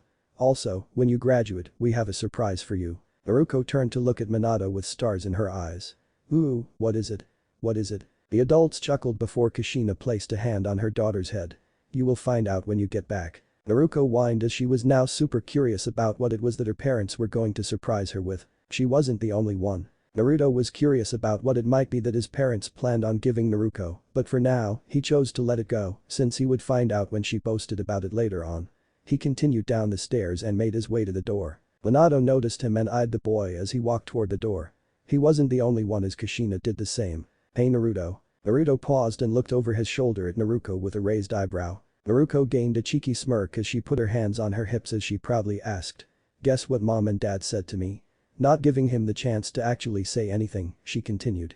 He said that he is going to teach me his signature move when I graduate the exam. Naruto rolled his eyes as he was in earshot when their father said he would give her something. And based on the words he used, it wasn't even that. All they said was that they had a surprise to give when she came back. If he had to guess, he figured it might have been some custom weapon or a new outfit for her to use, but that was all just a guess. Not wanting to encourage her bragging, he nodded. Good for you. He opened the door and left before she even had a chance to respond. Naruko didn't like the fact that he had left without her and ran toward the door. Hey, no fair. She stopped at the door and looked back at her parents. Bye mom, bye dad. She opened the door and ran after her brother so that she wouldn't lose. Minato had a grim look on his face as Kushina grew worried. She looked at her husband and asked. What are we going to do? As things are, he might. Don't worry. Things will work out, I know it. As long as we are careful, nothing can go wrong. Kushina nodded before she turned to the door with an angry expression. They better. Naruto was now sitting in his seat as he waited for the class to start. He was bouncing his leg up and down in impatience. Why is it that when you are at the last stretch of things, it always seems to slow down to the point of standing still? His eyes roamed the classroom and he could almost think of it as being nostalgic if it weren't for the fact that his time in the academy did nothing for his growth and potential. Sure, he can say that he learned about the history of the villages, shinobi, and the many times the second daimyo fell off his chair, real lesson by the way, but when it came to the practical stuff, he was practically self-taught. Naturally, with how he kept things to himself, he didn't really know how he fared against the other students, but he was pretty sure he was nowhere near the dead last. Naruko was talking with Ino and Sakura as they were anticipating the arrival of Iruka and Mizuki so they could get to the exams. Man, why do they have to take so long to get here? They should come early so we can graduate already. Ino shook her head as she smiled at her friend. Easy, Naruko, by the end of the day, you will have that headband and you can be happy about it all you want. Naruko hugged Ino as she cried crocodile tears. Ino, don't fail. How else are we going to go on missions if you don't graduate with me? She rubbed her cheek against the Yamanaka, who was grumbling about Naruko being too clingy. Sakura giggled as she patted Naruko on the shoulder. From all the training we did, I don't think any of us are going to fail. She was going to continue till she noticed that someone was missing. Either of you see Hinata? She's usually the first one here. Ino pushed Naruko off before shrugging. I haven't seen her, but I wouldn't worry about her since I'm sure she'll show up. She's been just as excited about it as the rest of us, she just knows how to hide it better. It was at that moment that the female Hyuga walked into the room, getting everyone's attention. Hinata felt a little self-conscious due to her new appearance. She was now wearing a short-sleeved light violet hooded jacket that she had halfway zipped up over a black shirt. On her arms were black greaves and fingerless gloves that had metal plating over them. For her lower half, she had a short dark gray skirt over black shorts. For her legs, she wore toeless boots with greaves over her calves and her kunai pouch around her right calf. Hinata blushed at the attention she was given and immediately moved over to her friends. Ino gave an impressed whistle as she looked at Hinata's new attire. Nice look, Hinata. I didn't know you had that kind of clothing. Hinata brought up her hood as she softly spoke. These were a gift for my graduation day and I was too embarrassed to wear them, that's why it took me a while to arrive. Sakura had a small laugh at how timid Hinata can be at some of the simplest things. Don't worry about it, Hinata, you look good in your new outfit. Hinata nodded in gratitude as she sat in her seat and waited for the instructors to arrive. Naruto had noticed her new outfit and thought about adding bracers himself, but that would be something for later, since much to his bitter pleasure, Iruka and Mizuki walked in. Iruka moved to stand in front of his desk as he spoke to the entire class. He was surprised to see that they all stopped talking the moment he walked in, but he could figure that it was due to how they wanted to get things started. He was a little disappointed that he wouldn't be able to use his signature jutsu to get them to be quiet one more time, but he guessed that he should just be glad that most of them would graduate. Alright, everyone, I'm going to tell you what the exam will be before we begin. The first part will be a written exam that goes over what you have learned from my lectures. You will have 1 hour to complete it and we will watch to make sure you don't cheat. Afterward, we will have you perform the 3 academy jutsu so we know you have the basic jutsu all shinobi have. Finally, we will head outside in order to have matches. Usually, we would have you fight either Mizuki or me so we can evaluate your ability in combat, but we will have you fight each other so that we can get things moving. This will also allow you to show off any extra jutsu you have in order to gain extra credit. He looked at Mizuki and nodded. The silver-haired Chunin began to pass out the papers face down in front of all of them. Naruto noticed the Chunin channel chakra into the paper he put in front of him and already figured that there was a genjutsu on it. He watched as the man left and continued to pass the papers out. He narrowed his eyes at the man but knew that he couldn't just undo the genjutsu since he didn't want to bring attention to himself. His eyes shifted to the guy sitting next to him and smirked as he saw the guy looking somewhere else, whispering to another student. He waited for a moment when the two were not looking at the paper and immediately switched his paper with the guys. Since they were all face down, there was no sign of anything being wrong. Once they all had the test, Iruka nodded. Alright, everyone, you can begin your exam now. Everyone flipped their exams over and began to do their test. Naruto saw the questions and knew he would be able to get a decent score. He had studied as much as he could in order to pass it, so he wasn't worried. His eyes shifted to the guy next to him and saw that the paper was blank on both sides. Sorry, but I'm not taking the chance. A student looked over the paper and wasn't sure if this was intentional or not. He sat there wondering about it for a few minutes before he realized that others were actually writing answers. He looked at his paper once more before he raised his hand to ask the instructor about his test. Naruto smirked when he saw Mizuki gain a confused look when the man saw what the problem was. Naruto felt that he had done well on the test since a lot of the questions he remembered from reading up on some of the actual history of shinobi. There were some questions that were extended information from Iruka's lecture, so unless someone went to read more about the history, there was no way they would know. He did it only because he was kicked out of the room a few times so he didn't get the lecture. But he knew he needed to know it, so it was one of the things he spent his time disguised as Naruko. Now, the students were in the auditorium so that they could show off their ability to use the 3 basic jutsu. Naruto was leaning on the wall in the hallway as he waited for his turn. Despite how he was on his own, his mind went over how he was going to do this. I could use the shadow clone jutsu, but I don't know if I want to show off that much. Maybe I can just overdo the normal clone jutsu. I mean, all I need to do to make that work is make a lot of clones. He focused on his chakra sensing and was able to tell that there was a couple of Anbu nearby. He didn't know if they were here to report about the genin that were graduating or if they were here just for him, but either way, it made things harder for him to show off a bit since he did not want his father to realize his talents. The man was already on the brink of either throwing him out of the house or outright killing him as a potential threat to their so-called chosen one. He was brought out of his thoughts when Naruko came out of the auditorium and called for the next student, Naruko Namikaze. The female Namikaze stopped talking with Ino and Sakura, the pink cat already having her turn, and gave a victory sign to her friends as she headed toward the instructor. She noticed her brother watching her as she went in and gave him a condescending smirk with a two-fingered salute.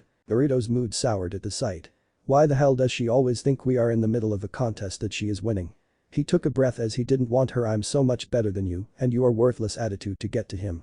He was really getting tired of that attitude from everyone. His need to get them all to stop was pushing him to show off a little more than just hold back enough to get the passing grade, but he calmed himself as he didn't need the Anbu to rat him out. I want to hurry up and get this over with. I'm so close. Just one more day. Naruko finished doing the Kawarimi and Henge and was given top marks for how well she was able to use them. Her mother had made sure that she was able to get the Henge perfect so that she would get the best score for it. Naruko smiled as he put the score for the jutsu that was performed. Well done, Naruko, now can you please perform the clone jutsu for us? The number of clones does not matter, but they need to be stable clones that are hard to distinguish from you. Naruko was smiling wide as she put her hands into a single hand sign. Shadow clone jutsu. In multiple puffs of smoke, 20 shadow clones appeared around her, all of them smirking at the instructors who went slack-jawed at the sight. Mizuki shook himself out of his shock before he tapped Haruka on the shoulder. You can't sit there being shocked the rest of the day, Haruka. Might as well pass her already so we can get a move on. Haruka shook his head before giving a bright smile. Well done, Naruko, you are the only one that has done the shadow clone jutsu in your whole class. He wrote a high mark for Naruko's sheet as he continued. I look forward to seeing how well you do in your kunoichi career. Naruko beamed at the praise as she was glad that she was able to surprise the teachers with her skills. She gave a big smile at Haruka. You're gonna be surprised with what I can bring to the table. She began to run toward the door but paused when she got to the door. She looked back at the teachers with a solemn look.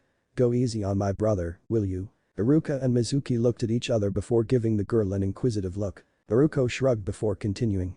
I know that he doesn't have a chance in passing, but the least you can do is let him off gently.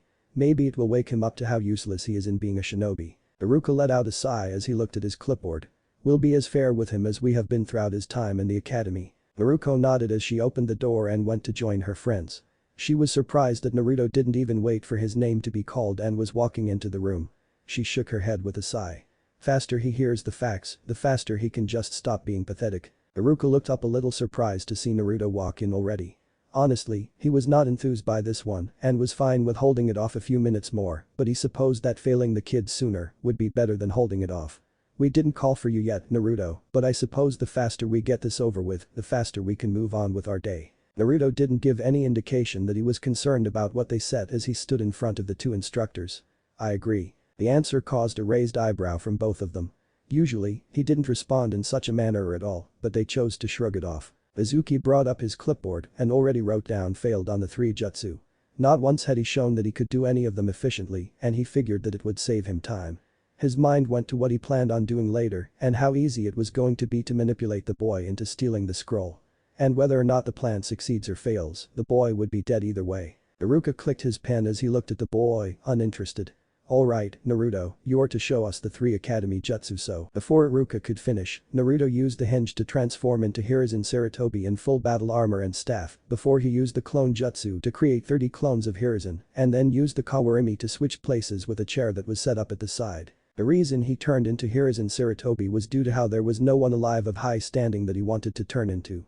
He found out about the 3rd Hokage during one of his library visits and was able to find a full body picture of the old man. He didn't know how the man would have acted or even what he sounded like, but what the instructors were looking for was an illusion that could pass off as the person, not how well they could impersonate said person. Naruko was shocked at how quickly the boy used all 3 of the jutsus, with little to no sign of him channeling his chakra. He had never seen the boy practice the jutsu at all during his time at the academy, and with how practice went, Naruto had never shown any progress. He was brought out of his shock when Naruto, still in Hiruzen's form, walked back to his place. Naruto dispelled the henge and asked. Well? How was that? Haruka shook his head before he opened his mouth. Great, I pass. Naruto walked away as he smirked at how shocked he made the two. Or rather, how shocked he made Iruka, well how pissed off he made Mizuki. Mizuki was baring his teeth in an expression of pure fury. This ruined things for him, as the jutsu portion of the exam took up a majority of the grades. And with how well Naruto did, there was a possibility that he could pass. Mizuki soon calmed himself as he knew the next part of the exam would be what guaranteed the brat to fail. Naruto walked out of the room and moved to the side to avoid anyone's view. Well, how did you do? The condescending voice stopped him in his steps and he looked over his shoulder to see Kiba looking at him as if he was ready to make fun of him. He rolled his eyes and kept going. Kiba let out a chuckle. Hey, come on, it's not the end of the world if you fail the fastest in the academy. Maybe you can pass in a few more years. Maybe I can train you when I become a jonin. Naruto took a breath as he always found Kiba's alpha attitude annoying. He was sure that when they graduated, he wouldn't have to deal with Kiba's attitude ever again. He decided to leave the room, not caring about anyone else's results. Kiba shrugged as he walked away. Guess, he doesn't want to hear anyone else graduate. Hidden in the shadows was the Anbu that was set up to watch the boy and made a mental note about how fast he was able to do the jutsus needed. She was curious though, since she had never seen him practice at all during her time observing the boy. She was even more interested now in how well he did in the final portion of the exam. Minato was in his office looking over some papers that were brought to him by his secretary. He was looking over some of the budgets of the East Side marketplace, but his mind was not entirely on it. He was thinking about how the students at the academy were in the middle of the graduation exam.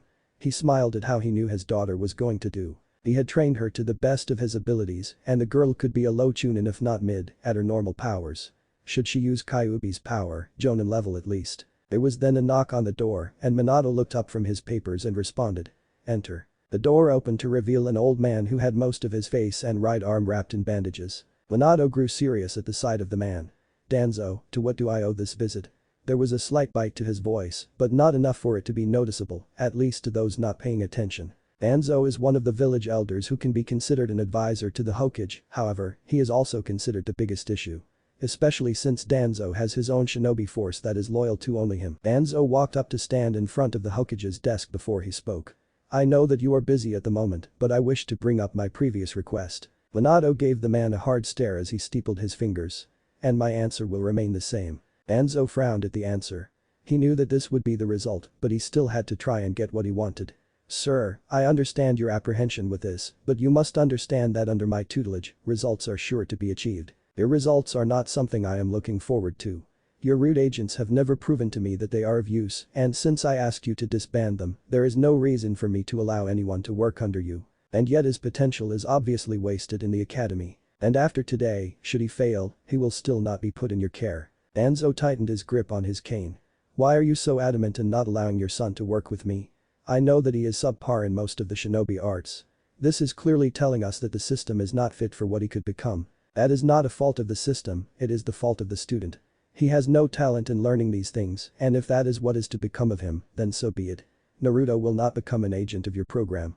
The last remnants of root is all I'll allow, but I will not give you any more resources than you have already stolen from Konoha. Danzo huffed in agitation as he turned around and chose to leave. Your son could very well be a good bodyguard for your daughter, yet it seems that you do not want him to improve at all. Minato didn't lose his stoic expression. Talent brought up by you is questionable. Your agents were loyal to you, not Konoha. This isn't something the village needs. The foundation of the village is community and family, not a weapon that is to be used by one person. Danzo looked over his shoulder. A weapon is what the village needs in order to maintain its standing. Being peaceful can only bring about chaos. He left the room as it was clear he was not getting anywhere with this. As he walked into the hallway, he thought about how far his plans pertaining to the son of the Hokage had gotten. Years ago, he believed that if the children of the Hokage were trained properly, they could be used as weapons to subjugate the other villages and force their loyalty. He had wanted to take them into his program so that they could be properly trained in such a mindset. Yet he had to hold off on his acquisition of them as he believed that learning from their parents would allow them to gain power he could not bring out. However, in hindsight, that might have been his mistake as it seems that Naruko had become too high profile. He couldn't take her with him without getting more eyes on him. Yet the son was not as well known as the daughter. He figured he could use this as a way to sway the boy to his side, and so he had chosen to make a situation to let the boy choose to join him. By using some Uchiha that were on the low end in status, he would manipulate the civilians into having some animosity toward the boy. By planting slight suggestions into the minds of people, they would blame the boy for the tragedy that happened the day of their birth. What came as a surprise for the old man was that there were already such things that were in the minds of the people. Thanks to the report of the Uchiha he had employed, the people already blamed Naruto for that incident, like it was his birth that summoned the creature. What the Uchiha did was just cause the animosity to become hostile. Another surprise was that the Hokage didn't seem to even be concerned about it, but that was of little concern for him. And yet, the man would still not give the boy to the old man, for some reason or another. He would have used Shisui's eye to manipulate the Hokage into giving the boy away, but if he did, he would not be able to use it again for many years to come. He can be patient, the boy would be the best tool once trained to obey the old man. Having a shinobi that has Uzumaki blood would be a boon in many different ways. As for the Uchihas that worked with Danzo in this little scheme, it was easy to dispose of them, as he had access to missions given out to the shinobi. All Danzo needed to do was send a team of his root agents to follow the Uchihas and kill them before they could return. It was thanks to this that he was able to achieve a few Sharingan eyes for his own personal project. Danzo's mind went to whether he should meet up with the boy after the academy ends to extend an invitation. Based on the records, the boy might be eager to get some teaching that cannot be achieved while in the academy. Meanwhile, back in the Hokage office, Minato was able to calm himself down at the sight of Danzo. He didn't trust the man at all as it was clear that the elder had an agenda that benefited himself and not Konoha. The request for his son was something that Danzo had been bringing up for some time now, and part of him would have gone with the notion if it wasn't for the fact that he doesn't trust Danzo at all. Naruto being taken away and trained to protect Naruko was a tempting offer, but Danzo has no interest in anything other than oppressing the other villages into submission. This is the kind of action that would breed enemies on many different sides. And even if Naruto was trained to obey orders, it would not be the Hokages, it would be Danzo, and with how Danzo had wanted the Hokage seat ever since Hiruzen had been Hokage, he would not put it against the man if he trained Naruto to kill him. If he were to die, there would be less protection for Naruko, and it could very well lead to fulfilling the dark side of the prophecy. The best thing he could do was to keep Naruto under his thumb and make sure that he gained no improvement in any way. As for Danzo, the only reason he kept the man within the Elder Council is due to the service the man did in his time, and the old man has not done anything directly against him. Naruto was twitching in anticipation with his finger taping on his crossed arms and his foot tapping the ground. He had to wait through all the fights that the previous students went through. Even his sister had already gone as she went up against Hinata. He could say that Hyuga girl did alright in the match, but Naruko just had more powerful techniques and countermeasures against Hinata's fighting style. The roster was random, so Naruto had no idea when he would go. He just wanted to fight so he could finally be done with this. He watched as another civilian match finished, and he would have to give props to Kisuke. The guy used a shuriken as a block and injured his opponent's hand. That was the main factor that won him the match. These matches weren't just for Taijutsu, these were meant to see how well you do in a fight in general. This meant that jutsu, weapons, and tactics were examined. He was confident in his abilities, but this was also the first time he would be fighting someone other than himself. Well, without having to throw the match. Iruka wrote down some notes about the performance of the two and smiled. Congratulations, you two, you both did splendid in your match. Saku, you need to be ready for the unexpected. Enemy shinobi aren't going to be as sportsmanlike when you are out in the field. With your scores from the written exam and how well you were able to do the academy jutsus, he gestured toward the table that had a set of headbands laid out in an orderly fashion. I am proud to say that you are now shinobi of Konoha. Please pick up your headband and wait on the side for your classmates. The kids nodded as they both moved to pick up their headbands. There were sets of headbands for the kids to pick. One was the standard blue cloth, another was black, one was with a short cloth meant for wrapping around arms or legs, one was with a longer cloth for belts or to just have a long tassel, and the last was the metal plate with cloth of the same size so it can be attached to another piece of clothing they shinobi would like. Once they got their pick, they moved over to their friends and waited for the whole thing to be over so they could celebrate with their families. Iruka nodded before he looked down at his clipboard and frowned at one of the names on it. Shifting his eyes over the clipboard, he saw Naruto waiting for his turn. He normally would have gotten the boy over with since previously he would be matched up with Naruko. The girl however had already gone as it was suggested to them that the girl should have a tougher opponent so she could show off how well she was against a better student. Now the boy could be paired up with another student and it could potentially go either way. Not to mention that Naruto had shown that he was well versed in the academy jutsu which they thought to be impossible. Now Iruka was worried that the boy might actually succeed. Izuki was having similar thoughts as he was hoping that the setup would be the same as always with Naruko beating Naruto. But Naruko already went. He looked at the remaining students and most of them were civilians. He needed the brat to fail in this so that it would give him the chance he needed. He smirked to himself as he saw one of the top Taijutsu fighters in the class. He wasn't the best, but he sure as hell was a cut above the rest. He looked up and called them up. Naruto, Namikaze and Kiba and Yuzuka, you two are up next. Wahoo. This is gonna be fun and easy. Kiba cheered as he jumped off the ground and made his way to the starting point. Halfway there, he picked up Akamaru from his head and put him on the ground. I'm not gonna need any help with this one, buddy, and I'm gonna have some fun with this one. Akamaru whined before he sat down and barked at his partner, accepting what Kiba said. Naruto looked at Kiba and figured he could deal with this. I at least know how he fights so I can work around it. I better make this work. He walked toward the starting point as he heard some of the other kids talk. That kid walking. 5 Rio says Kiba beats him within 4 minutes. Then says it's within 3. Naruto didn't care about their little bets. He was gonna put on a show that will get him his headband and he can finally be done with it all. Naruko watched as her brother walked toward Kiba and called out. Try not to embarrass yourself out there. Naruto stopped mid-step when he heard his sister say that and his lips curled up in a silent growl. He took a breath and was able to calm himself down before he made it to his spot. Naruko looked at the two and nodded as he said. Okay, just in case you didn't pay attention to what will be examined. This will evaluate your skills in Taijutsu, combat prowess, and ability to adapt. You are allowed to use anything at your disposal, but I will intervene if it starts to get out of hand, understood? Kiba cracked his knuckles as he was ready to get this started. Naruto nodded as he didn't take his eyes off Kiba. Naruko saw that they heard him and finished up. Alright, make the unison sign before we begin. Naruto deadpanned at this little bit he forgot about but complied. He brought his hand up with his 2 fingers extended. Kiba shrugged as he did the same. The two made the sign before they took a step back. Naruko nodded before he brought his hand up and swung it downward. Begin. Kiba was the first to make a move as he charged at Naruto. Naruto shifted his foot back, brought his arms up, and waited for the first attack. He saw Kiba throw a punch to his face and moved his arm to block the hit. He winced when the fist hit his wrist but chose to ignore it as he had to block a haymaker. He shifted side to side as Kiba threw punch after punch at his face, as if that was the only target that Naruto had on him. Naruto began to take steps back as he weaved back and forth from hits he could dodge and brought up his arms to block any that he couldn't. Kiba's fighting style was focused more on his fists and claw-like nails. He never uses his feet so Naruto didn't have to worry about any kicks or leg sweeps. Everyone watched as Kiba assaulted Naruto with relentless vigor, all the while, the blonde did nothing but defend. Naruko was a little surprised that Naruto was able to defend against any of Kiba's attacks. She assumed that he would have already been hit enough to lose, yet here he was prolonging the loss. She was still waiting for him to lose as she saw that he was already losing his footing and was hit in the face by Kiba. Naruto's head turned with a hit from Kiba but kept his defense up as he continued to block the attacks. But as time continued, 1 hit became 2, 2 became 5, and his defense was starting to falter. As another punch threw his head back, he used this as a way to counterattack as he brought his forehead forward and slammed it into Kiba's face. Arg. Kiba was stunned by the counter and held his head in pain from the attack. He growled as he thought that the dead last of the class should not have been able to do that.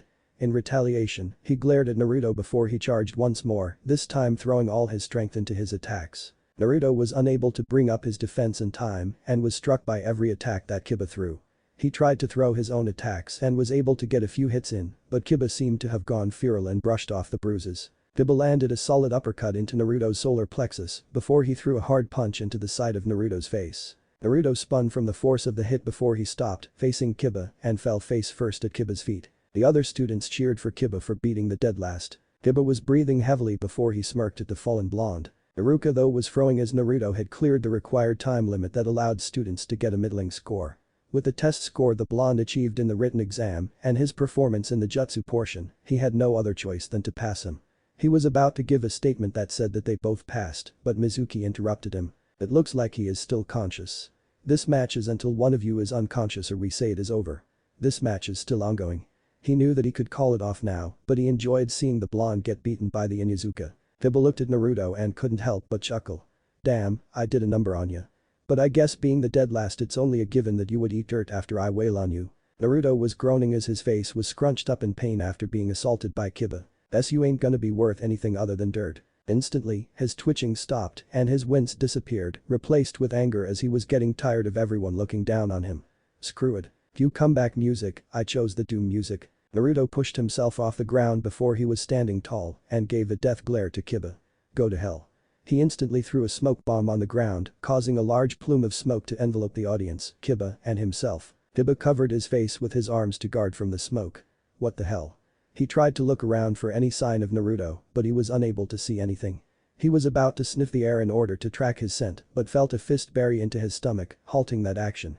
He hunched over in pain before another fist was brought up to his chin, one strong enough to throw him into the air. Before he could be sent flying, a hand grabbed his ankle and brought him back down, slamming into the ground. He coughed up some blood before something yanked him up by his jacket and he was suddenly assaulted by a flurry of punches that were throwing his head in every direction. Regaining his senses, he stepped back in order to get some room but didn't expect something metallic to wrap around his neck and yank his head back. A foot slammed into his back, causing him to bend backward even more.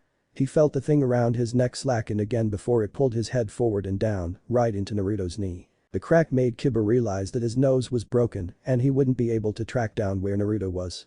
He was relieved when the thing around his neck disappeared, but he didn't have much time to enjoy it as he felt his legs get sepped from under him. On reflex, he bent his arms back before gripping the ground and somersaulting away. Kiba was able to land a few feet away but was kicked in the side from behind. He swung his fist back, trying to hit Naruto, but only felt air. "Where are you?"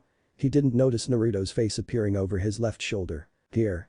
Naruto smirked at the shock that came from Kiba as he grabbed the Inuzuka's throat, stifling any sound he could make and pulled hard enough to get him off his feet. He then slammed Kiba into the ground. Kiba let out a yelp of pain as the force was much more than he thought the blonde could muster. He opened his eyes and saw Naruto pull out a set of kunai. What the hell? He shut his eyes as he saw Naruto bring them down. Meanwhile, the other students were wondering what was going on in the smokescreen. They were able to hear some fighting happening inside the smoke, but that was all.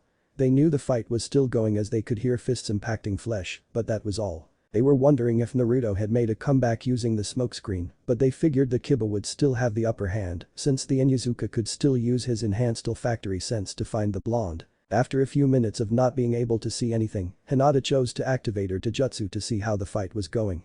Her gasp caught the attention of the others as they wondered what the girl saw. Naruko tapped Hinata's shoulder and asked. "What is it? What can you see?" Before Hinata could say anything, another student spoke up. "Hey, the smoke's clearing." Everyone looked at the smoke and saw that it was indeed thinning out.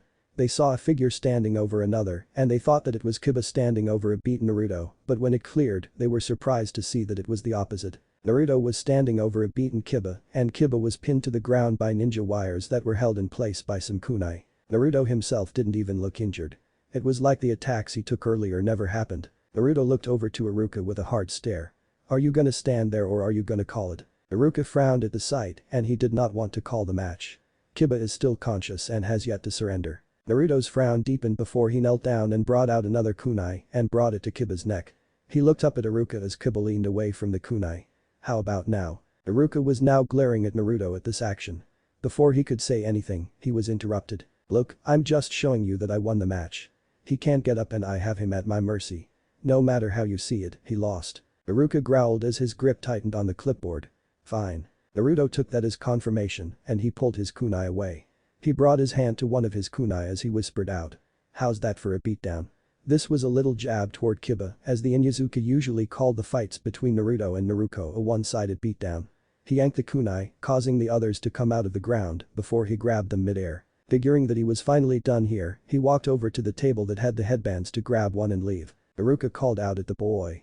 "Hey wait, I didn't say. I know I did decently on the written exam, I was able to do all 3 academy jutsu and I won the match, is there a reason I shouldn't have graduated?" Naruto tried to think of anything that would help him, but he was unable to do so. Naruto smirked at the teacher before he grabbed a headband that had long black cloth before he began to walk away from the others. "I'm finally done with this place.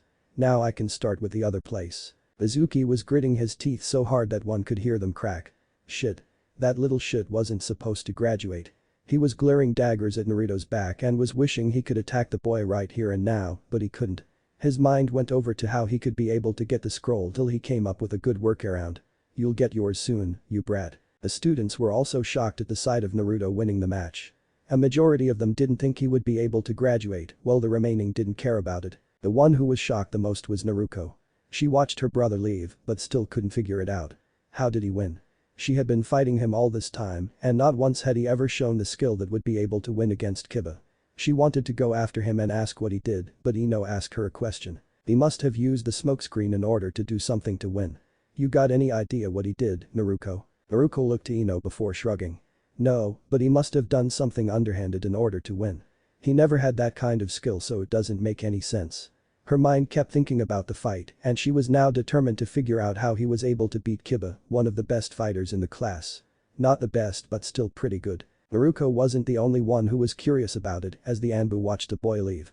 Smokescreen hid his moves and tactics, but it is clear that he is far better than what we know. I should begin writing my report for the Hokage so he can read it tomorrow. The Anbu jumped away to follow the boy and keep track of this new development. Kiba had gotten up and was wiping his face with his sleeve to get some of the blood off him. Akamaru was at his feet, rubbing his head on his partner's leg in concern. Kiba looked at his partner and gave a crooked smile. "I'm fine, pal, he just got me by surprise." He brought his hand up to his neck and rubbed it. "The hell did he use around my neck? Felt like a damn chain, but he doesn't have anything like that on him." He moved to the table to get his own headband as he was told he graduated. "I'll beat him next time." Later, Naruto was in his room as he held the headband in his hand. He finally got this piece of metal that granted him privileges that were held from him. He still knew that things would be difficult for him as his father most likely would do something to hinder him, but right now, this piece of metal will be just what he needs to go with the next part of what he had planned when he did graduate. He was also going to remember the look of fury on Naruto and Mizuki's faces from now on. He looked out his window when he sensed Naruko's chakra approaching. He frowned as he had a feeling that she might bring up the fact that he beat Kiba to his parents. He was sure that they didn't know just yet, since neither Minato nor Kushina had interrogated him yet. The two adults were downstairs as they were excited to hear Naruko brag about graduating. Naruto figured that they assumed that he failed as he only walked in and headed to his room. He made sure to hide the headband in his jacket to keep this from them. He heard the door open and there was a cheer from the two adults. "Congratulations on graduating." Naruko smiled as she jumped into her parents' arms as she saw the sign above them that said congratulations. The three laughed at this happy moment with confetti floating around them. Minato and Kushina let their daughter go as they looked at the headband she had on her forehead. Minato ruffled her hair with a proud smile on his face. "I knew you would be able to do it. Now you have the chance to get even stronger when you get your Jonin sensei." Kushina nodded before she gave Minato a hard look.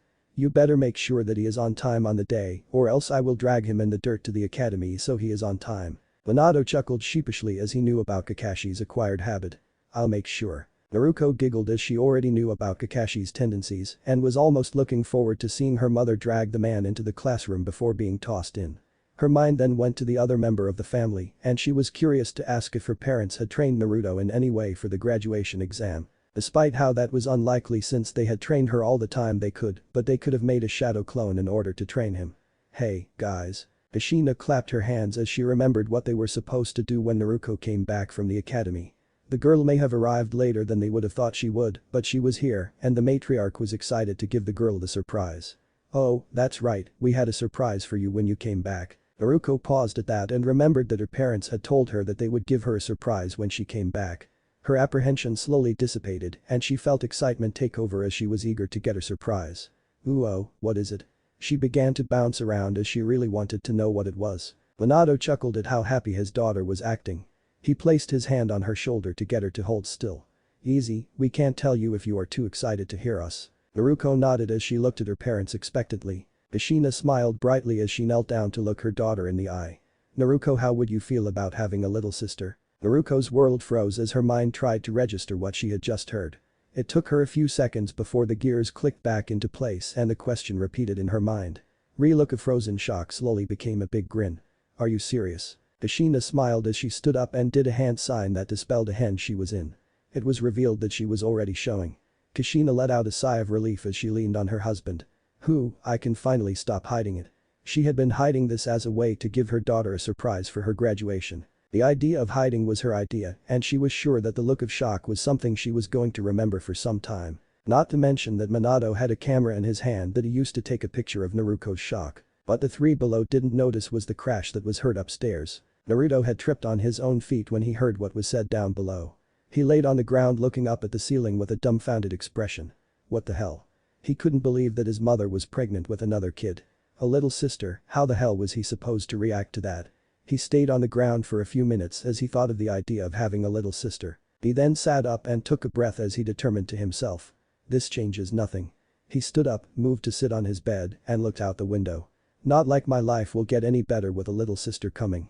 He sighed as he knew that his plans would continue. He had nothing against the coming baby, he just had plans for his future that he couldn't stop for anything. Maybe she won't be like the rest of my family.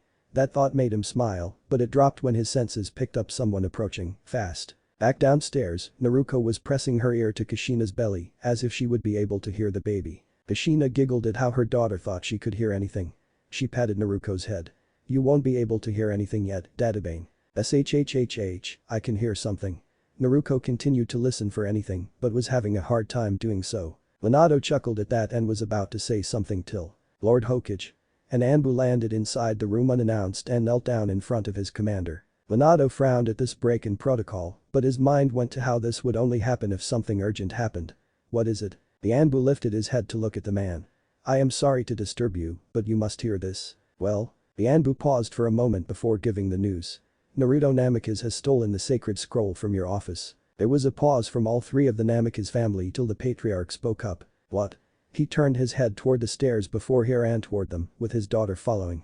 Once he was on the second floor, he jumped across the hall to land in front of Naruto's door before he burst into the room.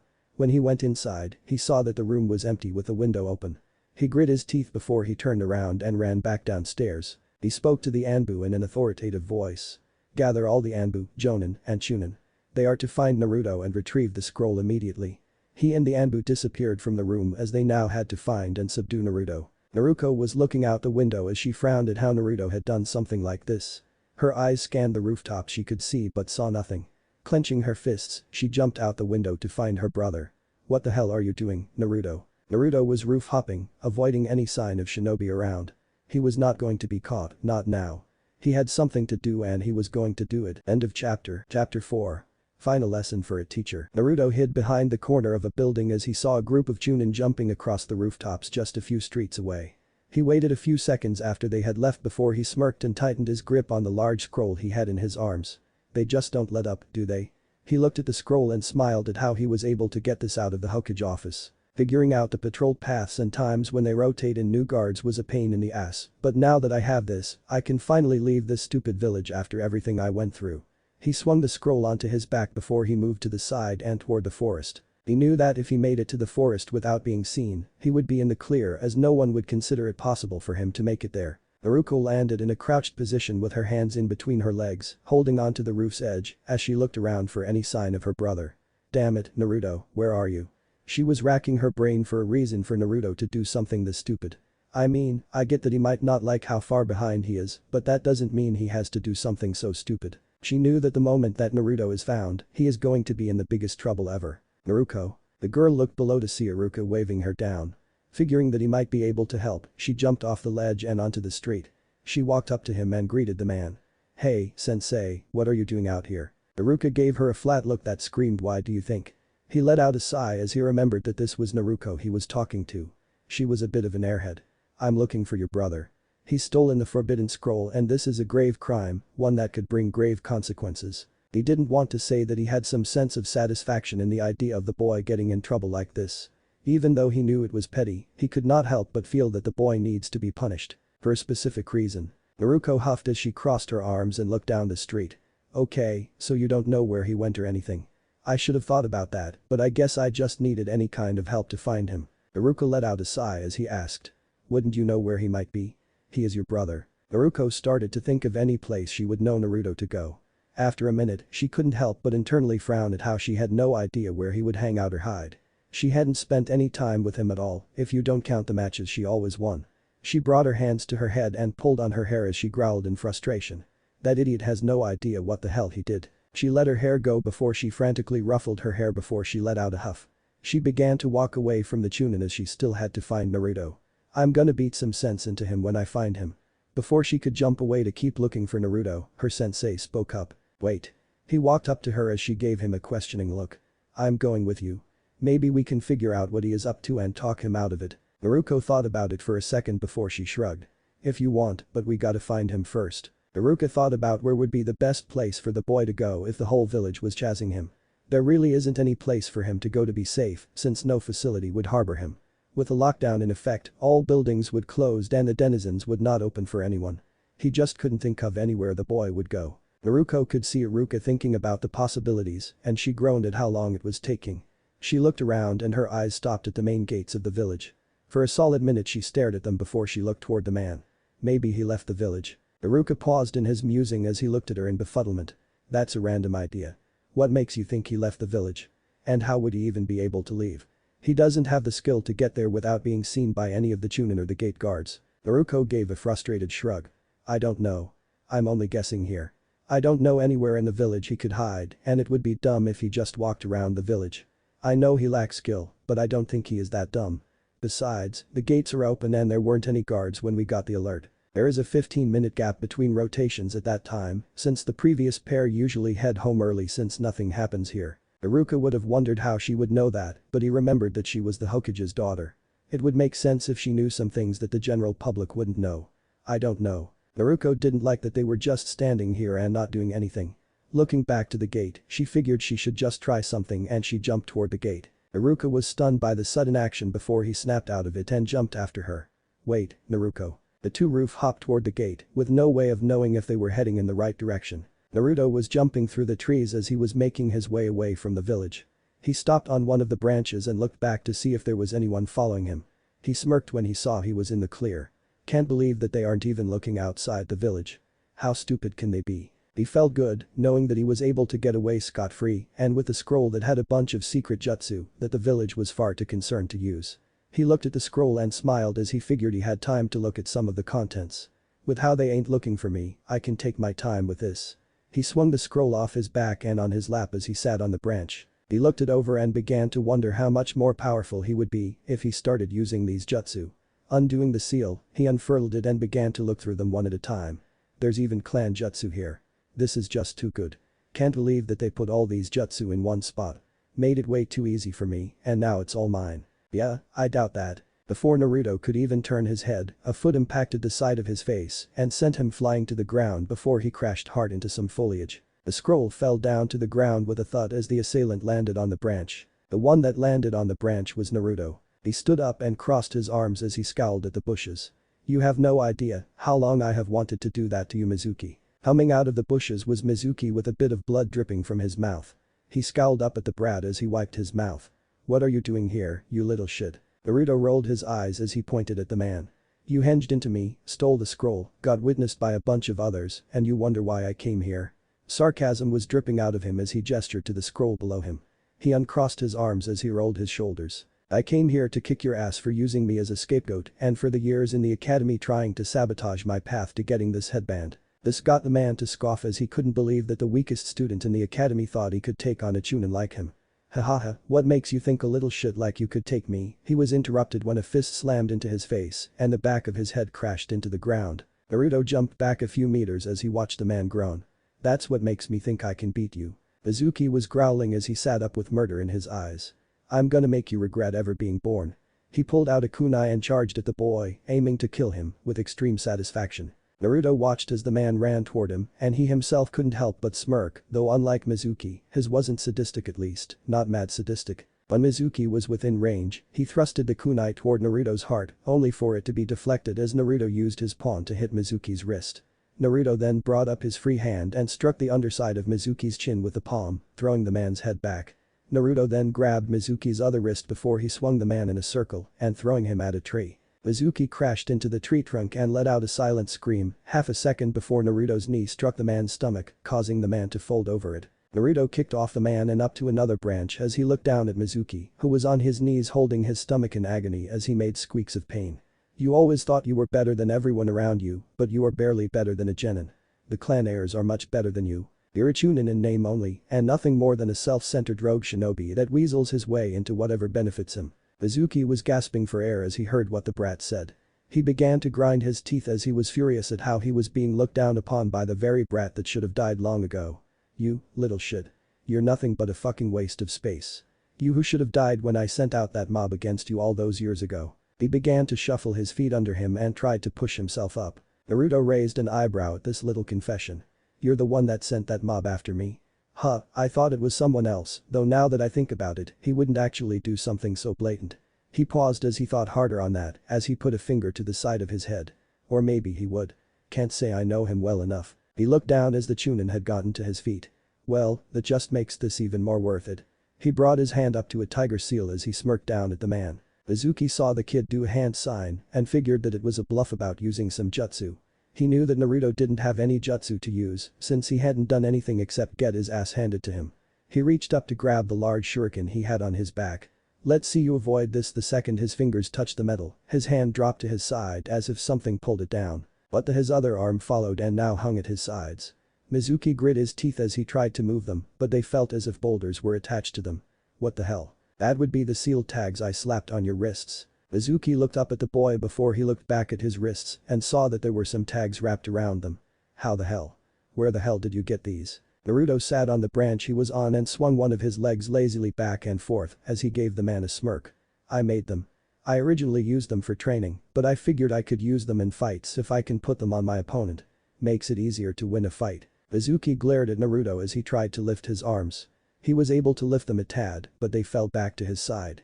There's no way a loser like you could make seals like these and use them in fights. You had to have someone tell you about these and got them from someone. Naruto frowned at the accusation before he dropped down, ran up to Mizuki, and gave him a hard uppercut, one that threw the man off his feet before he spun in the air and thrusted his foot into the man's stomach, sending Mizuki flying. Once he landed on the ground, Naruto shrugged. Even if that was true, does that really change the fact that you are getting your ass handed to you by me? Mizuki was face first in the grass as he was breathing heavily in anger. He glared at the boy as he once again tried to pick himself up, shifting his feet under him once more. He thought about how he could take off the tags and figured that he could do it if he shocked the boy enough. Hey, brat, wanna know why the whole village hates you? He smirked as he saw that his words grabbed the boy's attention. Haven't you ever wondered why everyone hates your guts no matter where you go? Naruto eyed the man in intrigue as he was interested in hearing what the guy had to say. Tell me, why does everyone hate me? Mizuki could hear the desperation in the boy's voice and his grin grew manic. He knew that when he channeled chakra to his limbs, he would be able to reach the tags, rip them off, and then use the shock of the boy to drive his shuriken into the boy's chest. The reason everyone in the village hates you is because on the day Naruko was born, the fourth Hokage used a jutsu to seal away the fox that attacked the village. He sealed it inside you. You are the reincarnation of the nine-tailed fox. He immediately channeled chakra into his arms and lifted his hands to rip the tags off. Naruto stared wide-eyed at the man as his mind registered what was just said. He stood there with his mouth agape at the news. Mizuki was about to rip the tags off his wrists until his arms suddenly felt heavier and whatever momentum he gained was immediately lost. What the hell? Are you freaking kidding me? Naruto brought his hands to his head as he began to scratch it frantically. That's the reason for all the crap I had to go through all this time, arg of all the stupid idiotic ggrrrrrr. He began to stomp back and forth as he continued to grumble to himself. After a minute, he finally stopped and glared at the man. Where the hell did you get that kind of info? Who the hell says something like that? News flash, I don't have the Kyuubi in me, Naruko does. She is the one that dear old dad sealed the Kyuubi in. I don't have a thing from the fox and now you're telling me that the villagers think I have it. He pulled his hair as he continued his rant. Sheep. No. Dogs. Dogs that follow the leader, and will say woof when the Hokage says bark. He said the leader part in a sing-song tone as his rant continued for another few minutes since he was beyond angry about what he learned. After taking a deep breath, he felt his anger die down and mumbled to himself. Sorry to all dogs. He looked toward Mizuki and smirked at how the man was giving his arms a confused look. Yeah, channeling chakra into your arms won't do you any good. I added a secondary seal to it that absorbs the chakra of whatever the tag is slapped on. In this case, you. The more chakra you pump into your arms, the heavier they get and they will stay that heavy even if you stop putting chakra into your arms. Not only that, but I even added a third seal to it. If enough chakra is absorbed, it becomes an explosive tag and goes boom. So you either keep pumping more chakra into your arms to try and get the tags off, risking you losing them from the explosion, or you stop using chakra and just have dead arms. Mizuki didn't believe the explosion part of the bluff and continued to channel chakra into his arms. He slowly started to lift one up to the other's wrist to take it off, but was interrupted when a palm strike hit him center chest. He fell to the ground and glared up at the boy that stood where he once was. Naruto looked at the man as if he was an idiot. How stupid are you? Even if I was bluffing, you don't know that. You are willing to risk your own arms in order to take them off. Yeah, that's smart. Sorry, but I can't have you dying on me since I need you to clear my name. The man growled at the boy as he was ready to spit in his face. What makes you think? Interrupted again by the sight of his face hit by Naruto's foot. You are at my mercy right now and I am not in the mood to take any more crap from the Hokage. You are going to be captured and you either tell them honestly, they torture you till you tell them, or Yamanaka pokes into your head and gets the answers anyway. And as a chunin, you are trained in the art of keeping your mouth shut since you don't seem to be able to do that when you are on your knees. He made a shadow clone before pointing at the scroll which the clone nodded to. He wanted that scroll out of the way cause he wasn't sure how far he was gonna go with the man. He cracked his knuckles as he walked toward Mizuki. He dropped his arms to his side as golden chains with kunai tips began to slink down from his palm. And since no one is here, I can finally go all out on someone without having to hide anything. You have no idea how hard it is to look hurt when I'm in those academy spars. Kiba has some skill, but I've trained my body in endurance, so his punches only tickled. He stopped a few meters from Mizuki as he swayed his arms to have the chains make their clinking noise. A way to make the environment a little more unsettling. Ready for our sparring match? Mizuki pushed himself onto his legs and began to channel chakra into his arms at a rapid pace in order to just rip the tags off and kill the brat. He was so pissed off that he didn't even register that the boy was using golden chains. I'm gonna kill you, you piece of shirg. One of Naruto's chains wrapped around Mizuki's neck tight enough to shut the man up. Get over here. Naruto pulled hard on the chain and caused Mizuki to fly toward him. Once Mizuki was close enough, Naruto dispelled his other chain and brought his fist into Mizuki's face. He then began to have a one-sided beatdown on Mizuki's face as his fist jackhammered non-stop at all angles. The occasional kick that came from the man would be blocked by Naruto's leg till he brought his fist on Mizuki's knee, causing a snap to be heard. Once he was sure that Mizuki couldn't counter, Naruto jumped in the air and slammed his foot into the side of the man's face, sending him flying again. Once Naruto landed, he gripped the chain, causing the chain to stop extending and causing the man to come to an abrupt stop by the neck. He grabbed the chain with both hands and began to spin, with Mizuki following. And around you go. Mizuki crashed into branches, bushes and into trees as Naruto spun as if he was atop. Cracks can be heard when his body slammed into a tree before sliding past it. Though whether the crack came from the tree or Mizuki's bones, Naruto didn't concern himself with it. Naruto continued to do this for a few more spins till he saw Mizuki crash through a tree trunk and dispel the chain, causing Mizuki to be sent flying once more. He threw his palm toward where Mizuki was sent and shot out the other chain. Mizuki bounced off another tree, coughing up blood to add to the blood covering his body. He was then sharply pinned back to the tree as the chain pierced through his shoulder and to the other side of the tree. Naruto gripped the chain and gave it a tug to see it was solid. He then did a light hop off the ground as he retracted the chain, causing him to be sent flying toward Mizuki. He pulled the chain, forcing his body forward and brought his leg up to kick Mizuki in the stomach. The kick was so hard that the tree itself snapped and fell over. He landed with his foot on top of Mizuki's chest as the man was still pinned to the trunk by the chain. How was that for dead last? Mizuki could barely see anything through his swollen eyes and coughed up blood as he wheezed in air. I'll fucking kill. Naruto ripped out his chain from the man's shoulder and groaned. Even after being beaten down this bad, you still act like you are better than me. Is it so hard to admit that I am stronger and beat you? He didn't wait for an answer since he already knew the answer. He dispelled the chain and crossed his arms as he wondered how long it would be until others arrived. He knew that he didn't have a lot of time, which meant that he would have to work fast. He reached into his pouch and pulled out a blank slip of paper. Wish I made some of these ahead of time so I didn't have to waste time on this. He put the slip of paper on the man's forehead and pressed his finger in the center of it. He stuck his tongue out in concentration and after a minute, a seal appeared on the tag. Good, I got it right the first time. I gotta practice more on this. He stepped away from the man and brought his hand up in a ram seal. Honestly, never had many chances to use this seal since I learned to avoid being assaulted, but you can be the test subject for the newest version of this seal. He saw Mizuki trying to blow the seal off, but he could only get it to flutter a small bit. Don't worry, you won't remember any of the beatdown I gave you, since this seal is supposed to erase your memory. It works but I haven't been able to get it to not hurt when used. Don't worry, I'll be fine, but he left the comment hanging before he channeled chakra into his seal. Mizuki suddenly started to scream as he felt a monumental amount of pain inside his skull and electric sparks were coming off the seal tag. Naruto watched as Mizuki screamed as he held the hand sign. He wanted to make sure enough time passed before he let the man go. Sitting on the branch behind Naruto was the clone as he held the scroll up at his side. He watched as the boss did his job but turned his head over his shoulder as he sensed an incoming chakra signature. Hey, boss, incoming. Naruto looked over his shoulder at his clone and nodded. His gaze followed the clone as it dropped down to ground level and left the scroll leaning on the side of a tree. He got the clone's memories when it dispelled and couldn't help but smirk. Figures. He turned back to Mizuki and figured that enough time had passed. He undid his hand seal and smirked at the twitching man. He walked up and watched as the tag disintegrated. I still have to find a way to make it less flashy. He waited a few minutes before he let out a sigh and jumped into the air as something wrapped around the spot he was standing. He landed on a tree branch and smirked at the one that tried to capture him. Didn't know you would miss me this much, Anko. Humming from behind a tree was Anko Midarashi as her snakes retracted into her sleeve. She looked at the boy with a smirk as she walked up to him. I haven't missed you that much, Gaki. Naruto rolled his eyes as he brought his hand up with a finger. If I recall, out of all the times you have tried to catch me, I have escaped you 478 times, well you have only caught me 223 times. Aang gave a cheeky smile as she made her way to him. Yeah, well, I wasn't really serious all those times, and it was fun playing cat and mouse with Yabid. Her cheeky smile became deadly serious as she looked him in the eyes. I'm not playing around this time. Naruto frowned at the sight of a serious Anko. Don't tell me that you also think I took the scroll. You're standing in the middle of the forest with the forbidden scroll right over there. She jabbed a thumb at the scroll.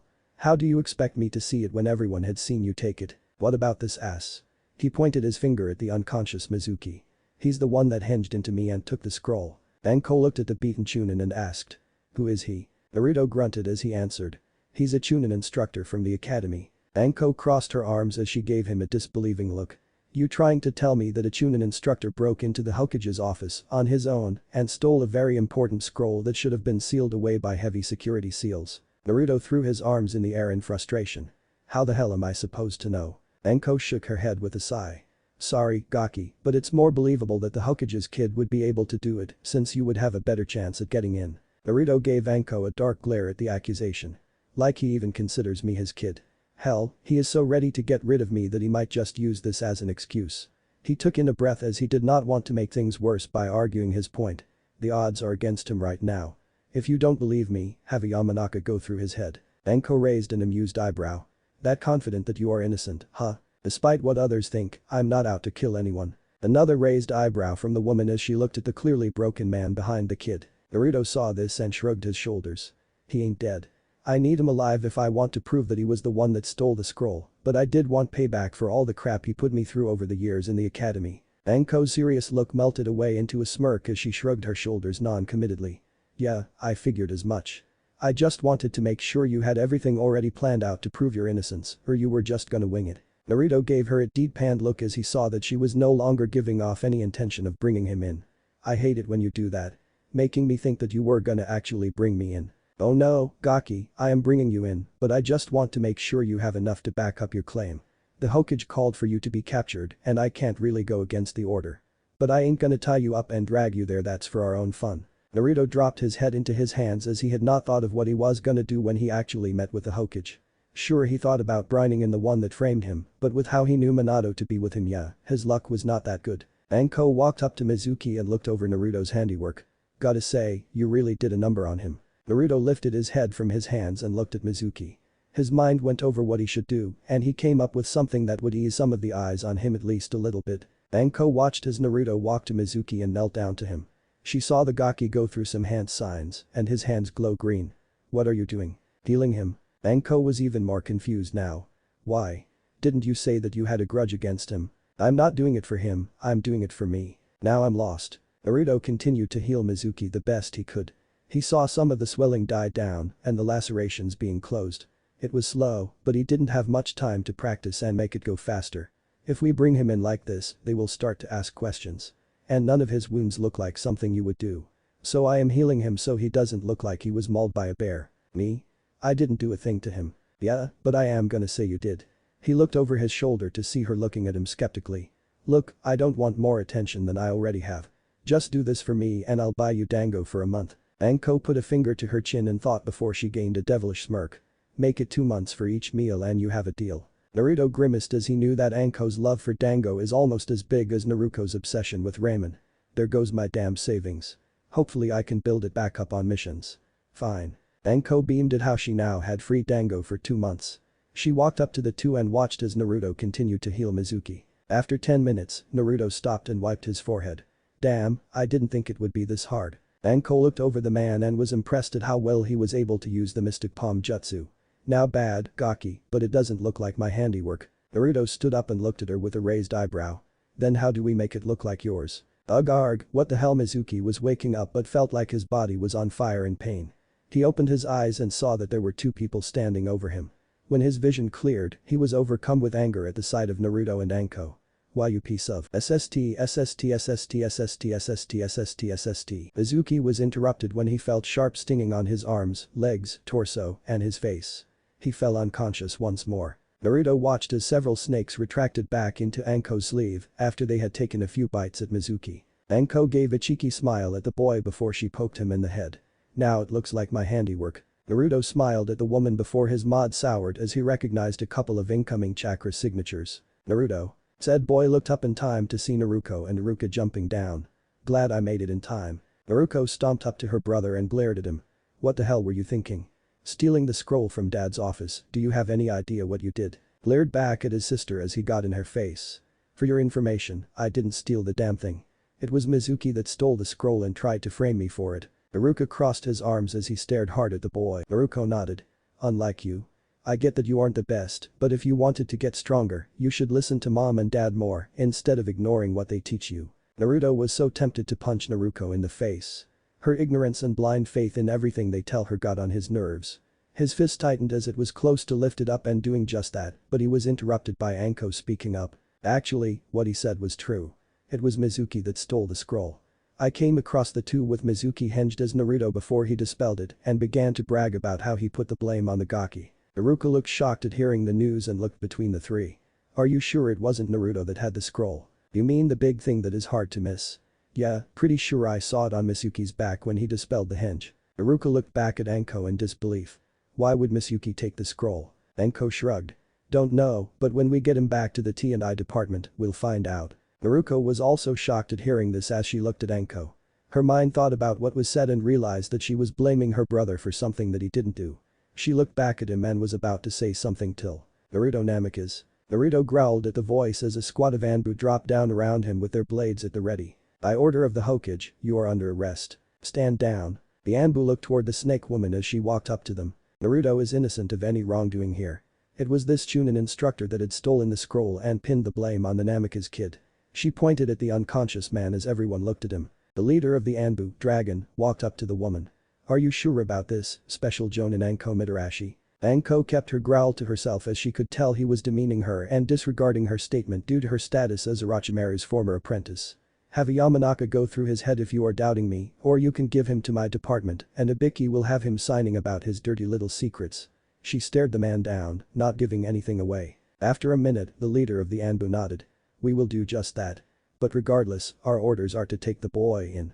He turned to the other Anbu and ordered. Take him. Naruto soon found his arms being restrained behind his back. Hey, I can walk on my own. Let go of me. He struggled as they restrained him and began to drag him away. Another Anbu picked up the forbidden scroll and followed the group. Dragon picked up the unconscious Mizuki and began to follow his men. He looked at Iruka and Naruko. Come with us, your statement will be taken when we return to the Hokage office. Iruka nodded as he followed the Anbu. Naruko stayed in her spot for a minute as she looked at the struggling Naruto. She was so sure that he stole the scroll in order to prove something to their parents, and yet, there is now the possibility that he was framed by one of her instructors, someone that had been good to her. She frowned as it didn't seem right that Mizuki stole the scroll and blamed her brother. She was brought out of her thoughts when she was patted on the shoulder. Come on, Gaki 2, we better get moving. The faster we get this over with, the faster we can get to something more fun. Anko gently pushed Naruko to start walking as she thought to herself. You better be 100% sure about this, Gaki. I'm risking my own neck for you. End of chapter. What if Naruto Ancient Celestial Bloodline Council bashing? Thanks for watching my video till the end. If you enjoy this content, then do consider subscribing to my channel and leave a like if you guys need the next part, comment down, and thanks for watching the video and see you guys in the next video.